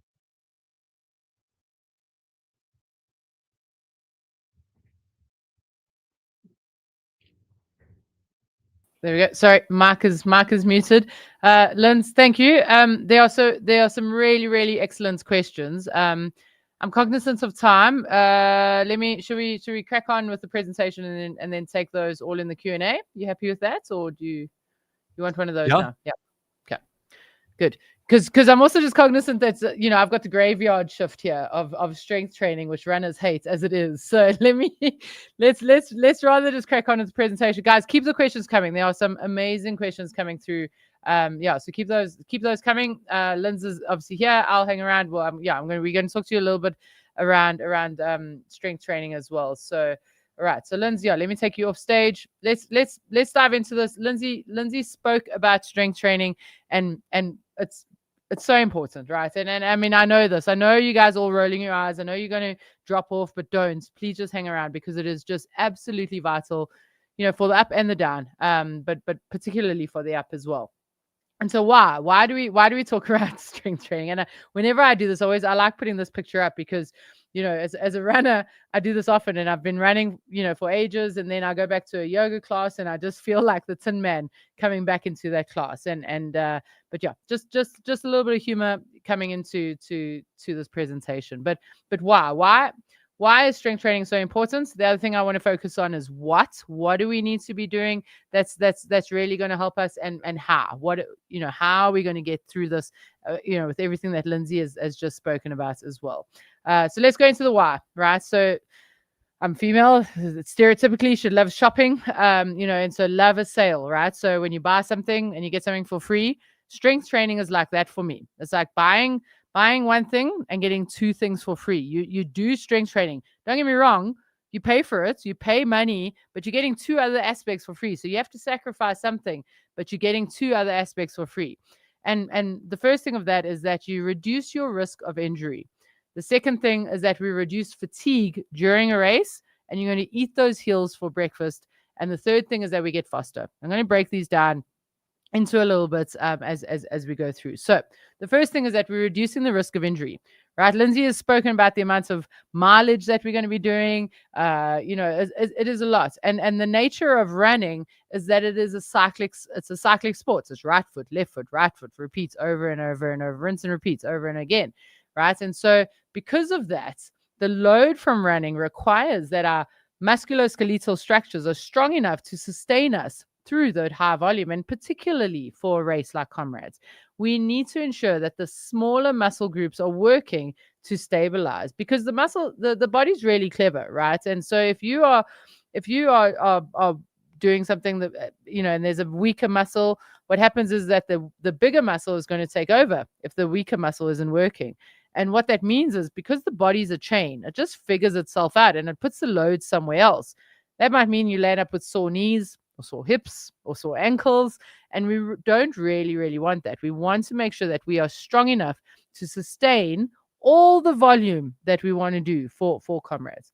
And secondly, just the biomechanics of running. And the biomechanics are different for males and females. And we want to work to make sure that we are strong enough, again, to sustain those loads. And so I don't need to go into the science and the literature to tell you that strength training reduces the risk of injuries in running. It is published. It is there. I know that runners just hate doing this. And so this is one of the main reasons why. Because, Lindsay spoke about consistency, all right? And consistency in running is going to be your biggest ally to helping you get through Comrades. Part of that, your best friend getting you through that is strength training. That's what's going to allow you to be consistent. So a niggle doesn't take you out of training for a day or 2 days or 3 days or a couple of weeks. The second aspect as to why we should do strength training is that it reduces fatigue, all right? And you eat hills for breakfast again. So yeah, I'm being a bit facetious here, but really, when we do strength training, what that does is that it improves our resistance to fatigue. Okay, so I'll just give you a random study that's done on 10,000 meter runners. Okay, so this isn't necessarily Comrades, but the principles are the same. That they took two groups, group of runners who did 10,000 meter runners. One group did strength training, one didn't. And the group who did strength training fatigued so much later in that race that it was actually chalk and cheese to see the difference between the two. And just because that's 10,000 meters doesn't mean that runs true in a race like Comrades. In actual fact, I think it is even more prevalent. I know personally, in times where I've done ultra marathons, Oceans being one of them. My Oceans last year, I was very low on mileage, but I know I'd done enough strength training to pull me through. And like Lindsay says, we do like to practice what we preach, but it absolutely reduces the fatigue of your marathon and of your ultra. So of course we want that. Again, we're going in, we're buying something and we're getting it for free, right? So why would we not want that? The second aspect of this reduced fatigue and eat heels for breakfast is Lindsay showed us this profile, right? So for at least the first 36 Ks, you are going to be climbing, right? We're going to do that nice and easy, but why would we not want something that's going to help us get over those hills any easier? So if we can use something, another aspect that's going to help us get over that, let's absolutely do it. The third aspect of this why is that you're going to get faster, right? This is very, very well researched in the literature, is that runners that do strength training get faster. And the reason for that is what we call running economy. Everyone thinks that, runners who are elites, runners who are winning, running sub or like 2 hours, 2:02, 2 hours, 2:10 as females, 2:08 as females, they have a really good VO2, and they do. The correlation between being a good runner and having a good VO2 max is high. But what really differentiates good runners to perhaps slower runners is that your running economy is good. And the best way I can explain this is think about the fuel economy of your car, right? For those of you who are international and perhaps have the, like more electric cars these days in South Africa, we still tangle with the price of fuel. And ideally, you want your car to be very economical. You want to fill your car up and you want to be able to drive faster and further, right? And that's what we want to do as a runner. We want to be able to have fuel and be able to go a little bit faster and a little bit further. And what strength training does is that strength training improves that. And in the literature, it's clear that is a 4 to 6% improvement in running economy just by doing strength training. So again, you're paying for something, you're doing strength, there's a sacrifice, but you're getting something for free. And so absolutely, these three reasons for your Comrades Marathon are why you have to be incorporating strength training, okay? We're realists here at Coach Perry, and so, what does that mean? Like, what is it, okay? Because I have a lot of people saying, well, I don't have time for gym, I don't have time for strength. And what we are talking about here is resistance training. I want you to be doing some form of resistance, some form of pushing your body against a form of resistance. For many people, that means your body weight. Okay, so if you do a push-up right now, you are pushing your body weight against a form of resistance. So what that does in the body is that it breaks down the muscle fibers, and as Lindsay mentioned with recovery, it builds itself back up. Okay, and so that is really, really important. But we want it to be running specific. Very often on our Coach Perry platform, I get complaints that our strength training isn't hard enough. And the problem as to why I think runners hate strength training is because it hurts, right? And they're not necessarily doing the right type of strength training. Your strength training is supposed to complement your running. We're wanting to be focused on the smaller muscle groups, on the prime movers for running, so your quads, your hamstrings, your glutes. But that doesn't mean you have to be going into a gym and doing, bodybuilding type stuff. We want it to complement our running. Lindsay spoke about the amount of mileage you need to be doing. And so we don't want to take away from that. We want it to complement that. And these things are there to keep you injury free or to help reduce those risk of injuries, but also to try and build up. And so let's ensure that it is running specific. And the other aspect here is that we need to have progression, right? So if you've been doing the same thing in the gym for the last 15 years, we want to make sure that there is progression. In the same way with running, we want to ensure that we are progressing your running as we're getting closer to Comrades. We want to do the same thing with strength. Of course, we will adapt that, and I'll touch on that in just a little bit as to when we want to perhaps bring the strength training down. But yeah, the next thing is the how, right? And this is where I mentioned that people are like, oh, well, Shona, I don't have time for strength. This is not something I can do. Running takes up, and don't get me wrong, we're ideal. We want to stick to the ideal, okay? But we're realists here at Coach Perry, and so ideally, twice a week is the ideal, right? But we also are believers that 2 is better than 1 and 1 is better than none. Okay, so if you can do 1 strength session from now until Comrades, that is amazing, right? And I'd absolutely love you to do that. Those sessions should be ideally in between 30 to 45 minutes. I know runners hate strength training, though. I know they absolutely do. And so one of the things that we've started to implement at Coach Perry is what we call strength snacks. Okay. And there's a lot of research that goes into this as well, is that I would far rather that you do 15 to 20 minutes of strength snacks twice a week than no strength at all. Right. So if you're doing the right exercises in the right way, and complementing your running with it, because here's the thing, you don't have to be exhausted from your strength training. It's about just complementing that. Of course, the ideal is that we get to twice a week where we can really, really build muscle to get up those hills. But if you can't get to that, then just tap into these little bit of strength snacks. Just do the right little things. And guys, it's not intense stuff, right? So little aspects where we're working on our glutes, little aspects where we're working on our lower limb. Find yourself a strength coach that is running specific, that understands running, that understands Comrades, is really, really going to be important. And it's going to help you massively. The other aspect to strength, which a lot of people don't focus on, is the technique. Right? You can go and Google or ChatGPT a strength plan, and it's going to give you, do 5 sets of deadlifts, do 5 sets of squats.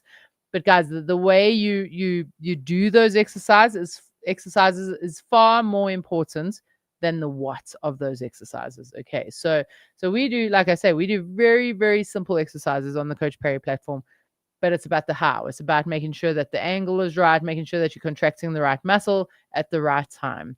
And so it's a little bit of nuances just to make sure that you're getting the absolute value for your money. And one of the things that best value for what you do. One of the things we speak about often is this minimal dose, right? So what is the minimal amount that we can do just to elicit the right response? And that is what we want to do. We want to run, right? I mean, I'm a runner, but I love strength training, but I'm a runner as well. And we want to ensure that we are doing just the right amount, just to get us through as a minimum. Of course, if we can get to the ideal, that is what we're looking for. I wanted just to speak a little bit about, strength training and when to stop it, right? So in the same way that you build up your running and we take a little deload or recovery week, I like to call them adaptation weeks now, but in the same way that we do that, it's the same thing with strength training. So in your recovery weeks, absolutely reduce the frequency of strength training. So if you've been doing strength training twice a week in those recovery weeks, I'd highly recommend that you drop that to once a week. In our big running weeks where Lindsay has spoken around, perhaps we're doing a qualifier or a long run, our Comrades long run, we want to reduce the load of strength training in those weeks as well. And as we get closer to Comrades, and definitely as you get closer to qualifying, you want to reduce your strength training at least 10 days before that main race, before that main qualifier, and before Comrades, of course. Okay, so yeah, there are a lot of aspects here, and I know strength training freaks runners out. It makes runners just, go like, I just want to run. But guys, I absolutely can assure you that if you're running 5 or 6 times a week, if you drop one of those runs and you add in strength training, you will absolutely benefit from that, especially in a race like Comrades. And so while Lindsay has carried on about strength training, and I feel like a bit of a broken record doing the same thing, it is just, it's not necessarily a non-negotiable, but I promise you now, you won't regret it. It's one of those things that, if you have car insurance for your car, I like to equate strength training to that. Is if you don't have car insurance and you have an accident, you are absolutely going to regret that. And you're like, oh man, why did I not have car insurance? But if you have car insurance and you're like, oh, I had an accident, okay, yes, that's not great, but you know that it really benefited you. And strength training is like that. If you do it and then stop, you're like, oh man, why did I stop doing it? So yeah, I can't emphasize this enough. Find yourself a strength plan. Try and be consistent with it from now until Comrades. I'm not saying go and do 2 to 3 sessions a week at 45 minutes. If you can't handle it, try and manage those strength snacks and just be consistent with it as we go through. Good. Linz, I'll pull up some questions as we go. Let me bring you back on.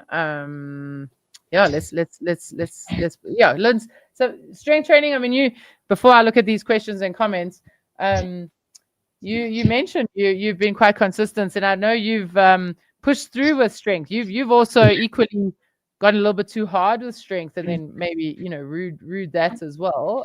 But yeah, you definitely do believe in it as well. No, completely. Yeah, what's I mean, I was trained as a strength and conditioning specialist, as a rehab specialist. I worked for the best part of the first decade of my professional life in a gym.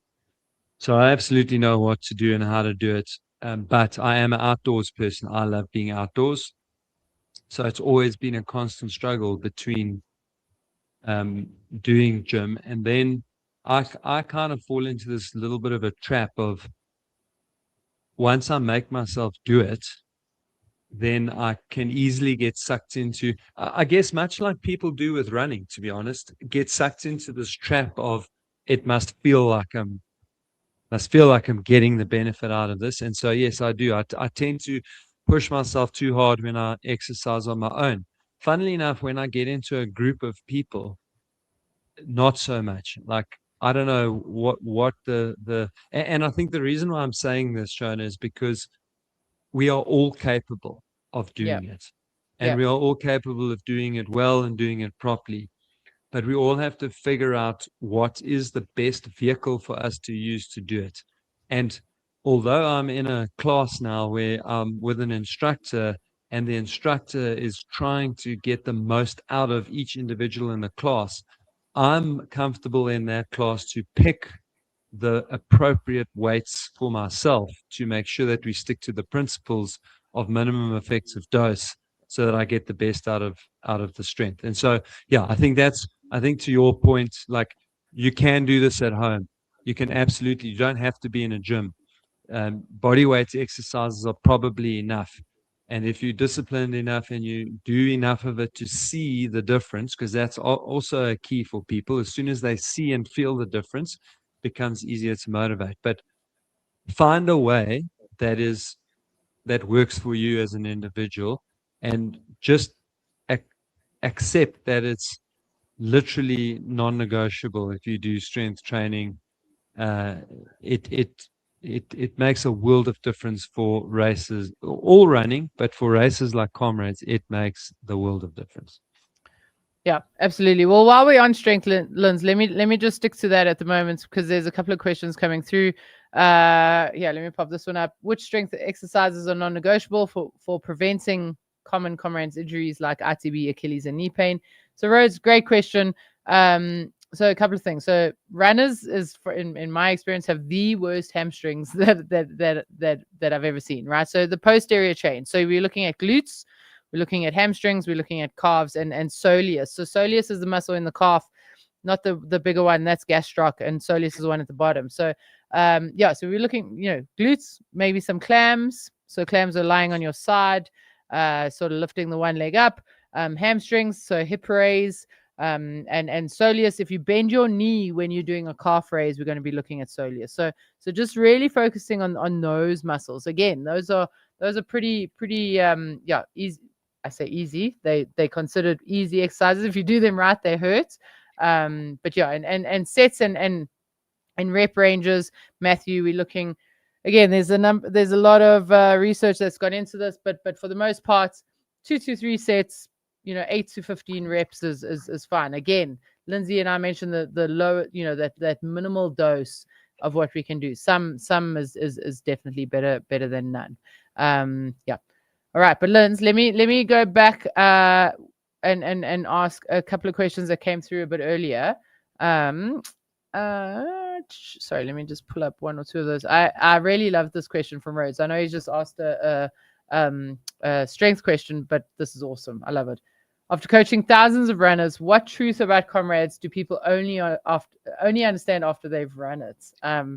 Is there something that you think? Yeah, it's because I think it's important for novices. Sorry, let me say that. That's why I'm asking that.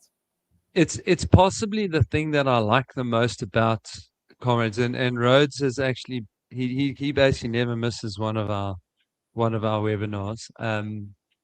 But yeah, it's what I love most about Comrades, and it's very simply this: is that for pretty much everyone in Comrades, except for maybe the winner and the runner-up, and I think even for the runner-up, there comes a point in Comrades where your time stops mattering, the color of your medal stops mattering, and the only thing that matters is finishing Comrades. And I think for me, that's one of the things that makes Comrades so special, and it keeps bringing people back, to be brutal, because every time I finish Comrades, there's this overwhelming sense of achievement and satisfaction. So I mentioned earlier in the talk the year that I dislocated a bone in my foot, and I had to walk from Kloof to the finish. Didn't run a step, walked all the way. And I finished, and I was like, I can't believe I just did that. When I did my first Comrades, I completely blew up at 50 kilometers in. And very fortunately for me, some friends picked me up in Pinetown. And I mean, it's a long 50 Ks to Pinetown, which is at about 70 Ks, a long way. 20 Ks is a very long way to feel sorry for yourself. But some friends from my running club picked me up and got me moving. And when I finished my first Comrades, I couldn't believe how hard it was to finish. And I mean, I grew up in a house with a father who's got 3 gold medals. So, I mean, I'm the very slow runner in my house. And I stood on that finish line absolutely mind blown that my father had run Comrades in under 6 hours. And when I had to walk every single step of the way in 2017, when I was well on track to run under 7 hours, run about 6 hours 45, and I ended up crossing the line in 7 hours 10. But again, I just couldn't believe the amount of pain that I had to deal with in those last 6 kilometers. So every year I've had that overwhelming sense of achievement and like respect for myself, that I was able to hold on the way that I was able to hold on. But in every single one of those races, there came a point in time where I literally couldn't care what time I actually physically ran when I crossed that finish line. It only became about making it to the finish line. And that's the thing that I love about Comrades, is that everybody gets to the point where finishing is the only thing that's important. And then when you achieve that, the victory is overwhelming. So that's the single thing. And I mean, now I'm talking from my own personal experience, but that's the story that I hear over and over and over and over again from everybody. And even when people don't get their time, and this is why I say it's so special, is that obviously I've helped a lot of people to get their time, but I've also helped a lot of people that didn't get their time. And very seldom are the people who didn't get their time genuinely disappointed, because all of them realized somewhere along the way that Comrades isn't about the time. It's about getting to the finish line and overcoming the difficulties that you will experience on the way. Yeah, I absolutely love that. Yeah, brilliant, Linz. Okay, this is also just going back a little bit to the training aspect. It's from Michaela, but I do think Michaela said that he was using his girlfriend's iPad. Nonetheless, Lindsay, you spoke about doing a max of 3 long runs before Comrades. What distance is considered a long run? Does it include Comrades? We often get this, right? Because people will go, "Oh, I'm running XXX." You know, oh, but I just qualified. Does that one count as well? So, Yeah. So what counts as a long run? How many long runs? Yeah, just dive through that a little bit more for us. It's such a good question. And I actually had a call with someone earlier today, and coaches are very, very guilty of this, is that there are so many definitions that float around there for different things and jargon that we use. Now, I am super guilty of this when it comes to Comrades. When I'm talking in the context of Comrades, and I talk about the 3 long runs, I'm specifically talking about the extraordinary extraordinary, such a bad word. It's not extraordinary, it's extraordinary. So the extraordinary distances that we have to run at Comrades, those are the 3 that I'm talking about. So they are the runs that are 42 Ks and longer, because in South Africa, we consider a marathon a training run, which basically makes us stark raving lunatics in the rest of the world.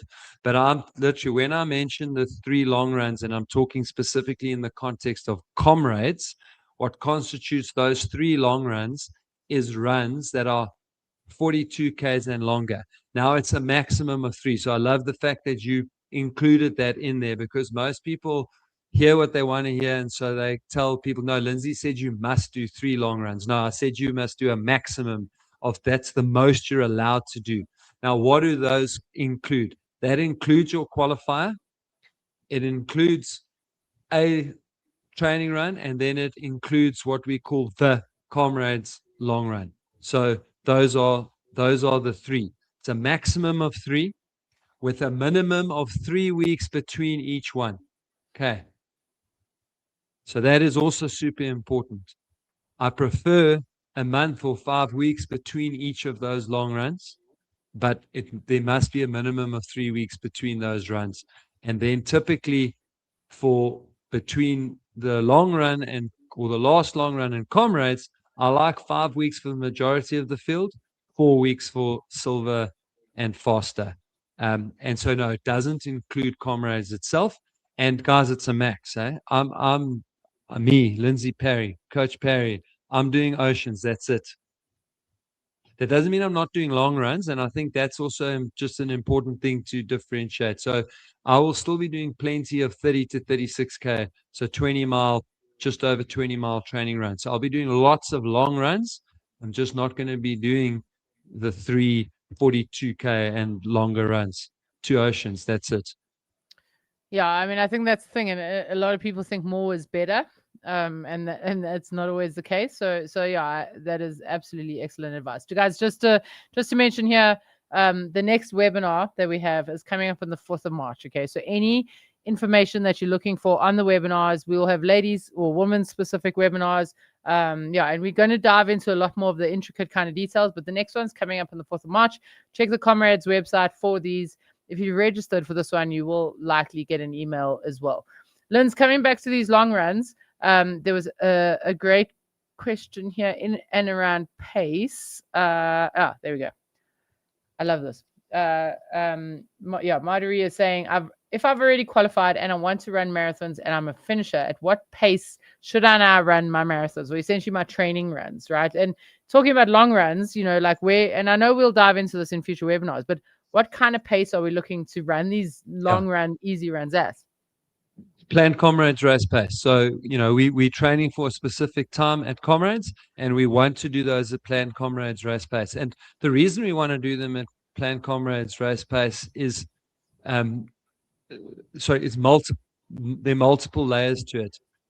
One of the most important is so that you actually get used to running at Comrades race pace, because one of the hardest things to do at Comrades is to run easy enough in the first 36Ks.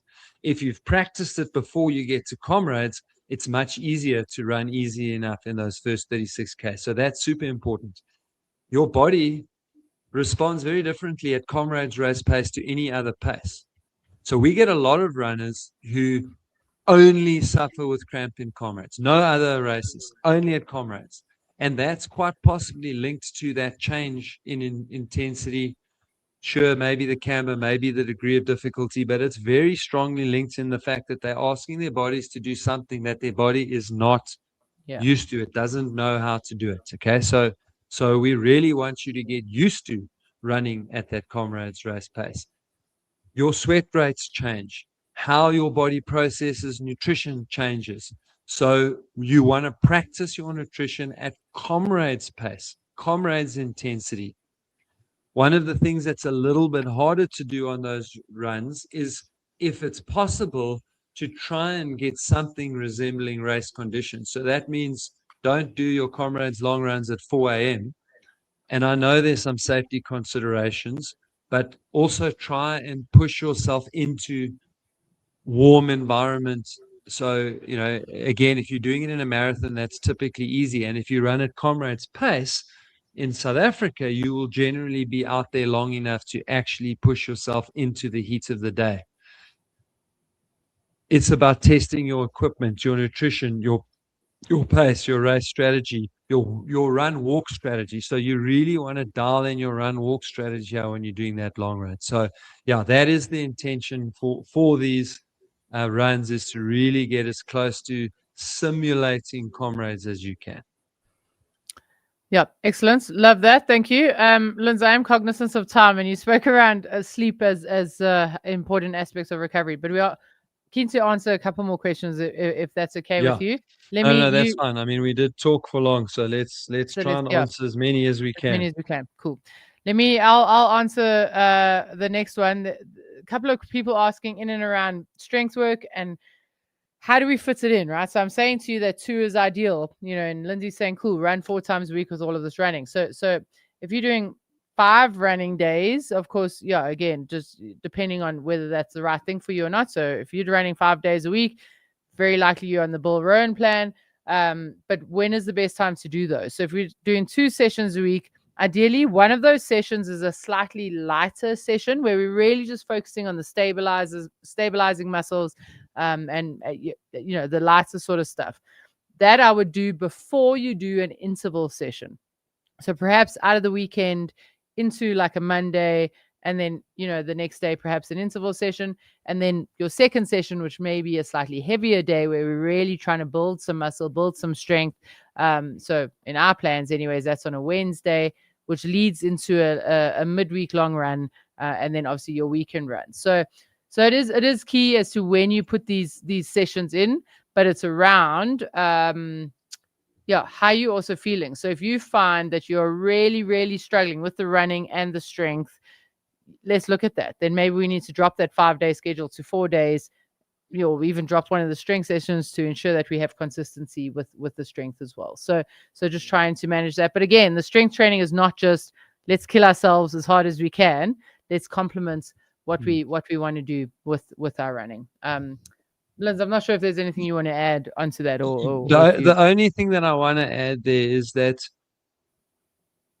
I have seen much bigger improvements in performance by adding 2 days of strength training than I have to adding an extra day of running. So I kind of tend to agree, and especially now February and March, you're better off doing 4 days of running and 2 days of strength than doing 5 days of running and 1 day of strength. You'll get better performance gains from doing the extra strength. But it's if you're doing the right dose, then 5 days and 2 strengths is doable.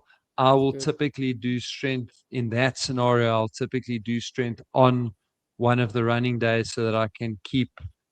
So I'll do 1 day where I do strength and not run, and then 1 day where I run and do strength so that I have a full rest day. That'll be typically how I'll manage that.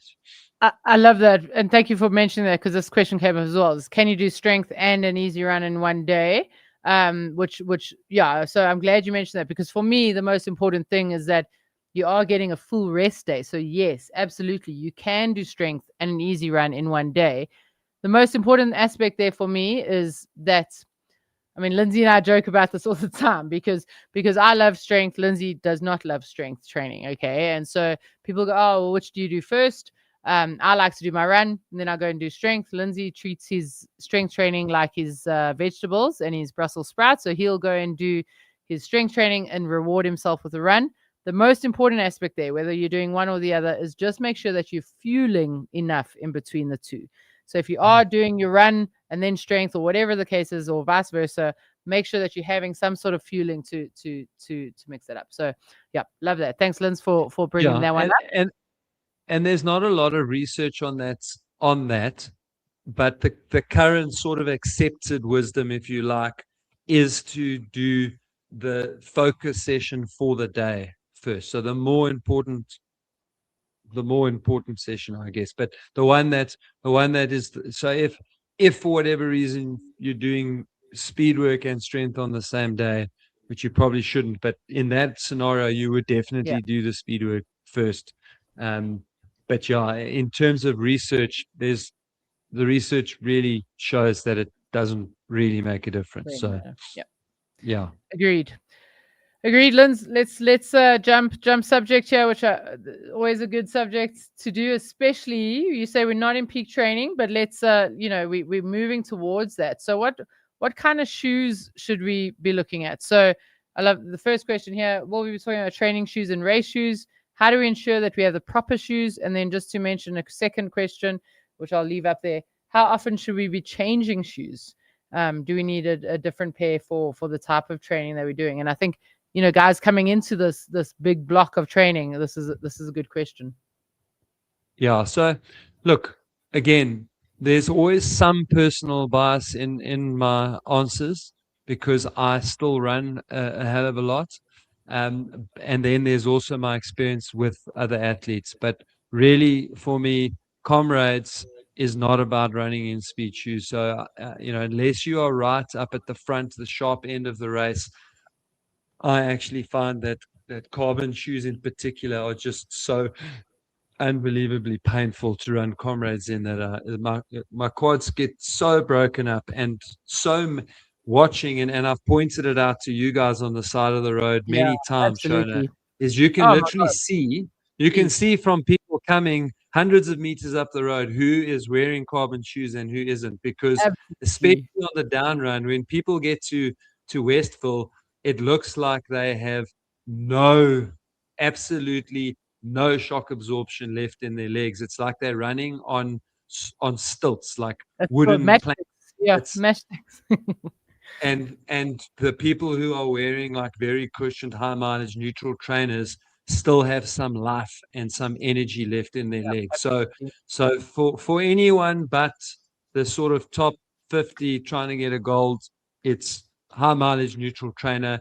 Maybe a lightweight neutral trainer is still okay and has enough cushioning, but you don't want a TPU like plastic type of plate, and you don't want a carbon plate for sure.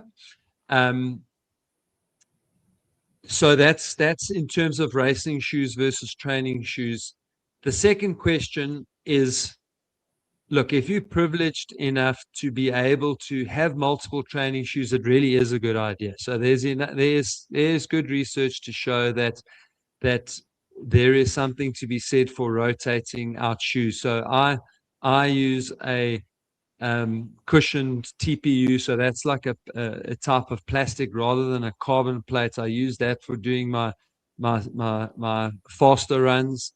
Then I've got a really nice lightweight neutral shoe that I'll use for my recovery and shorter runs, and I've got a really cushioned high mileage neutral trainer that I use for my long runs. So I'm very lucky. I get shoes and I can run in them and I can use different shoes. So there is something to be said for it. For the majority of people, they're typically looking at a shoe that they will use for training and racing. And so comfort is extremely important. And I would go to a specialist running store and actually go somewhere where you've got someone who's passionate about shoes to really have a good look at how you run.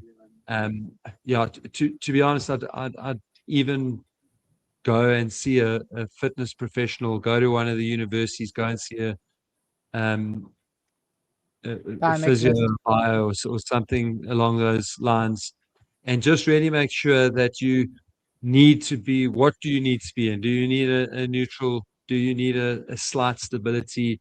Do you really seriously overpronate? Should you consider using motion control shoes? And then once you've got the shoe that you need, go into a store, try the shoes on, run in them.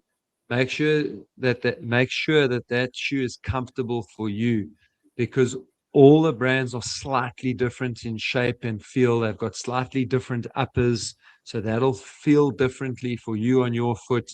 They are, some of them are slightly wider, slightly narrower, so the fits are a little bit different. A brand like some of a brand like New Balance will have different widths. They'll have a D, an E, and a 2E, and some of the other brands also have different widths. So just go in, and then it's comfort. And then how often should you be changing shoes? Somewhere around 800 Ks. So at 800 Ks, I really start to have a look at shoes and go like, Yes. should the shoe be replaced? Ironically, I'm in a pair now that I have to go and get new shoes this weekend, because Strava told me I've run 1,000 Ks in them. I wasn't concentrating, but I can normally feel some. Yeah, For you me, know, you feel like you feel every like crater at the bottom of the road. 100%, and I am still heavy-ish for a runner. So especially the last few years, I'm pushing the 80 kgs. So between 600 and 80 Ks, 600 and 800 Ks, I can normally feel. These ones today, 1,000 Ks, and I'm actually like, ooh, I better get new shoes at 1,000 Ks, because that is the point that is actually quite high risk for then getting injury. So yeah, 800 Ks ish is really when you want to get a new pair of shoes. And then in terms of mileage before a race, or in particular Comrades, I said in the presentation, around 200 to 400 Ks is your shoe's sweet spot normally. So 150, 200 Ks, that shoes really run in. It's nice and dialed into your foot. And then for the next 200 to 300 Ks, that shoes normally feels really lacquer until, as Shona and I were talking about, you start to feel the ground a bit, or things through whatever. So yeah, you want to try and plan your shoe purchase so that you land up on race day between 250 and 400 Ks. Yeah, I mean it's not a cheap venture for sure. I mean, given the price of shoes lately, and of course, if everyone has that privilege of being able to do that, but maybe just link to that, and it's something we'll address in the ladies' webinars as well. Is we spend this much money on shoes, but the amount of money we spend on our sports bras is nowhere near this. So just to mention that's something that we'll address in the ladies' webinars as well. So let's we'll chat about that then. Lindsay, I want to ask this question now, but I know we'll get to this closer to race day, but I'm quite cognizant that people who are coming from overseas need to book flights, and they're getting ready to book those flights. So I want to ask this question now, which I'm coming from the UK. How many days do I need to, to acclimatize or rest in SA before race day? Nick obviously spoke around, some little nuances around your travel and stuff. But if you're booking flights now for June, how much time should you give before that? Yeah, so look, it's a really good question, specifically for people that are coming across time zones. And from the UK, less about time zone and more just about the difference in weather. So even though June is starting to get into the northern hemisphere summer, it actually doesn't really get hot in the UK until July. And then it's still like nothing compared to the Durban winter. It's going to get up to at least 24 degrees, and we've had 28 degrees on race day. Humidity isn't high for Durban, but humidity is still going to be sitting in at least the 70s. So you are going to have to deal with humidity. So you don't have to worry about time zone changes. So to be honest, you're not going to have the sort of dip. So people that are coming from far away with 6, 7, 8 hour time zone changes, typically you hit like a horrible dip at about 4 days in. So you either want to come inside 4 days, which means you are going to be a bit tired and ratty, but it doesn't tend to impact performance too badly, or you want to come well before 4 days. So again, just in terms of getting a little bit used to the weather, I would probably come in between 5 and 6 days if it's affordable. And look, if you can't come 5 or 6 days, I would say at least give yourself 3 days. 1 day to get over the trip, 1 day to just get out there and to kind of just loosen up and get a little bit of acclimatization. And then a 3rd day where you can just put your feet up and really just mentally relax before you race on Sunday. Awesome. Yeah. Brilliant advice. And yeah, please keep your training gear and your nutrition in your hand luggage, as Nick had hinted at as well. Love this question, Linz, because we've also had this gentleman on our Comrades podcast, our Up or Yes, Down what a legend. podcast. So guys, if you want to be inspired, just go and listen to essentially the start of the Up Comrades podcast that Brad and Lindsay were running, and now I'm involved in as well. But yeah, Pacific is a phenomenal story, and I love this question as well. So Linz, is hill so then many novices out there, is hill training different for the up versus the down? So if you've been doing the down and we focus so much on that eccentric work, how does the hill training differ for the two races? Yeah, so it differs in its timing. And look, it's a very relevant question because Pacific lives in Bloemfontein, and Bloemfontein only has one actual hill for them to run up and down. But yeah, so it's really the timing that differs. So when I'm helping people for the down run, I like to use strength training to lay the foundation for the body to handle a bit more speed work so that we can develop that eccentric load for the down run. But then for the up run, I like to use hill training specifically for preparing the body for the Comrades. So we'll do speed work. I don't like it to be like pure speed work, more like let's call it tempo. That's still not the right word. I mean, on our plans on the website, we're doing it, but we don't push people quite as hard as we would in marathon, for example. Yes. But then we'll move into the hill work in late March, early April. That will be the time to start and to do that kind of all the way through until you start to taper. So that's really how we differentiate between the hill work. And people who live in extremely hilly areas, I would actually be a little bit careful with the speed work, because if you're doing all of your runs on hills and doing lots of hill work, then you do open yourself up to Achilles, hamstring, and glute tendinopathy. So if you do live in very hilly areas, you can tap off on that hill work, and it's not as necessary to do that. Yeah, great question. Yeah, and as I say, please go and check out that podcast. Pacific, he's a loved member of our Coach Perry crew. Great link to run, walking, and hilly runs, Lynn. Sorry, and yeah, probably one or two more questions. Which is great. So Hanley is asking advice on run walk strategies in hilly races or runs. So we advocate for running and for walking, of course, and of course, Comrades, that's what you want to practice. That how do we do that in training? How do we do it in racing as well? Yeah, so look, I'm going to give you my kind of rules that I've set up, but what's much more important than my rules are suggestion and a good starting point. And then you as an individual need to then kind of develop that strategy to something that's comfortable and sits well with you.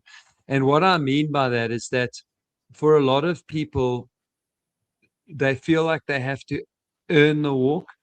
Yes. It's not a great attitude to have, because if you actually run long enough and hard enough to earn the walk, it often is too late to benefit from it. It's not too late to walk, but it's too late to derive the true benefit from the walk. Okay.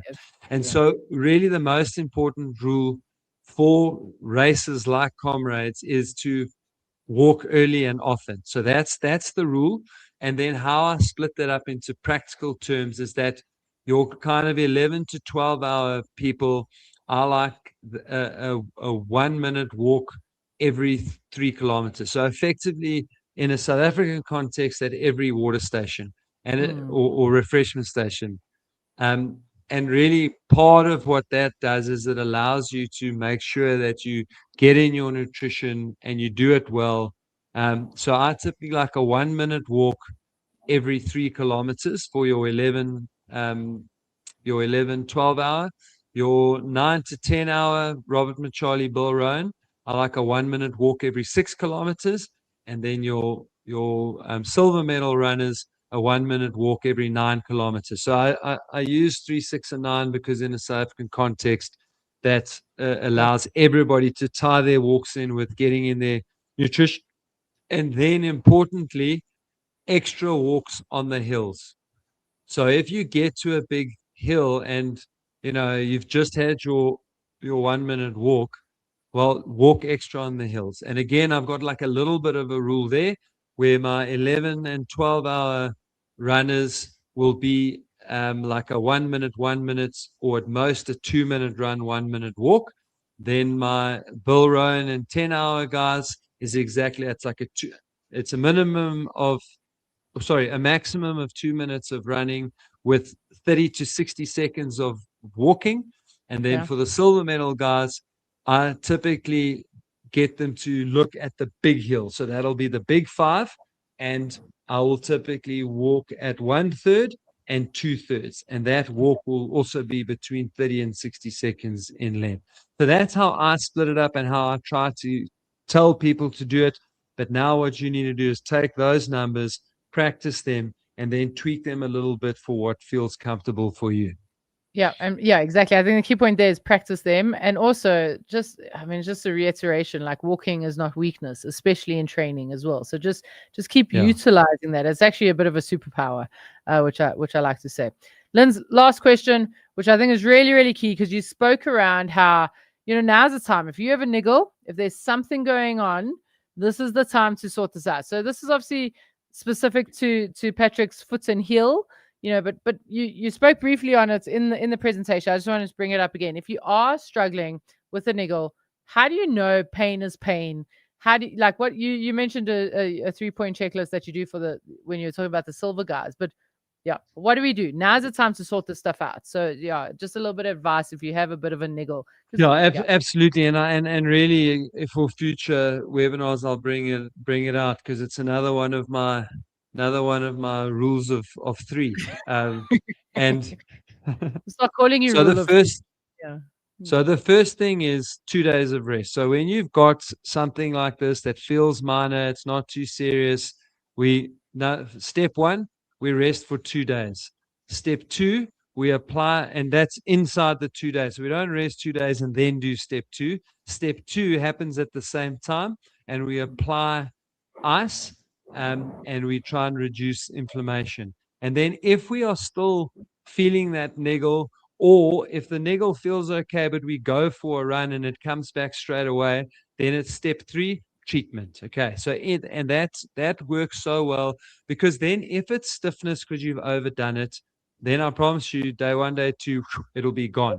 And if you follow that step of 1, 2, 3, you probably will very rarely. Now, I've noticed that South Africans say rarely very badly. Okay. So seldom. Let me use the word seldom. If you follow this process, you will very seldom miss more than 5-6 days of training. And if you only miss 5-6 days of training every now and then, that's hardly any training at all. But if you ignore and you just try and train through, that little niggle that you're feeling on the foot heel could be the insertion of the Achilles, or it could be the plantar. That becomes chronic, and you suddenly missing 3, 4, 5, 6 weeks of training. Okay. Yeah. So absolutely. So that 1, 2, 3 means that you'll very seldom miss more than 2 days of training, to be honest. But if you do need some treatment, 4 or 5 days of training, ignore it, and you're going to miss loads of training, and you're going to become one of that 68%. Yep, absolutely. Lindsay, one of the standout things for me with the clients I work with is also pain at night. Pain at night is that's a big. It really scares me. And how often you feel. But I love this 3-step process. Runners, this culture of no pain no gain. Let's just push through. It's going to break your comrades, and that's not what we're looking to achieve here. So, but yes.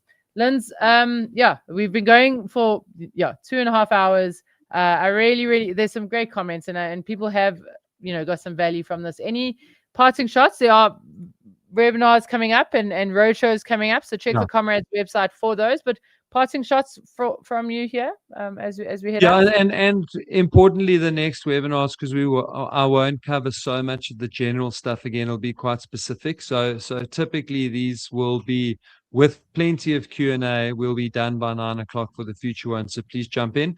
So no, I don't have any more specific advice. I've really given it all. Just that I'm very excited for 2026. I'm looking forward to it. Yeah, I don't know if Nick's advice for the novice was put into the general forum. I did. I popped it in there. Yeah. Oh, did you pop it in there? Okay, no, read great. it out Then anyways, because anyone who's then- watching is gonna see listen to it. So yeah, do that. Yeah. So and I really do like this for the novice. So what Nick meant to say out loud when we interviewed him, but has written here, and I really like this piece of advice.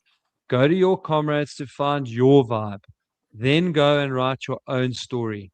Believe in yourself and run your own race. The medal is earned in training. So put in what you can now, and the reward will surely come. So that really, I think, encompasses what the next few months are about. Thank you for that, Nick. Thanks for being on tonight. Thanks to everybody for joining us. It does feel weird sometimes not being able to see everybody. Yes. It does feel a little bit disconnected, but I know that we are speaking to loads of people.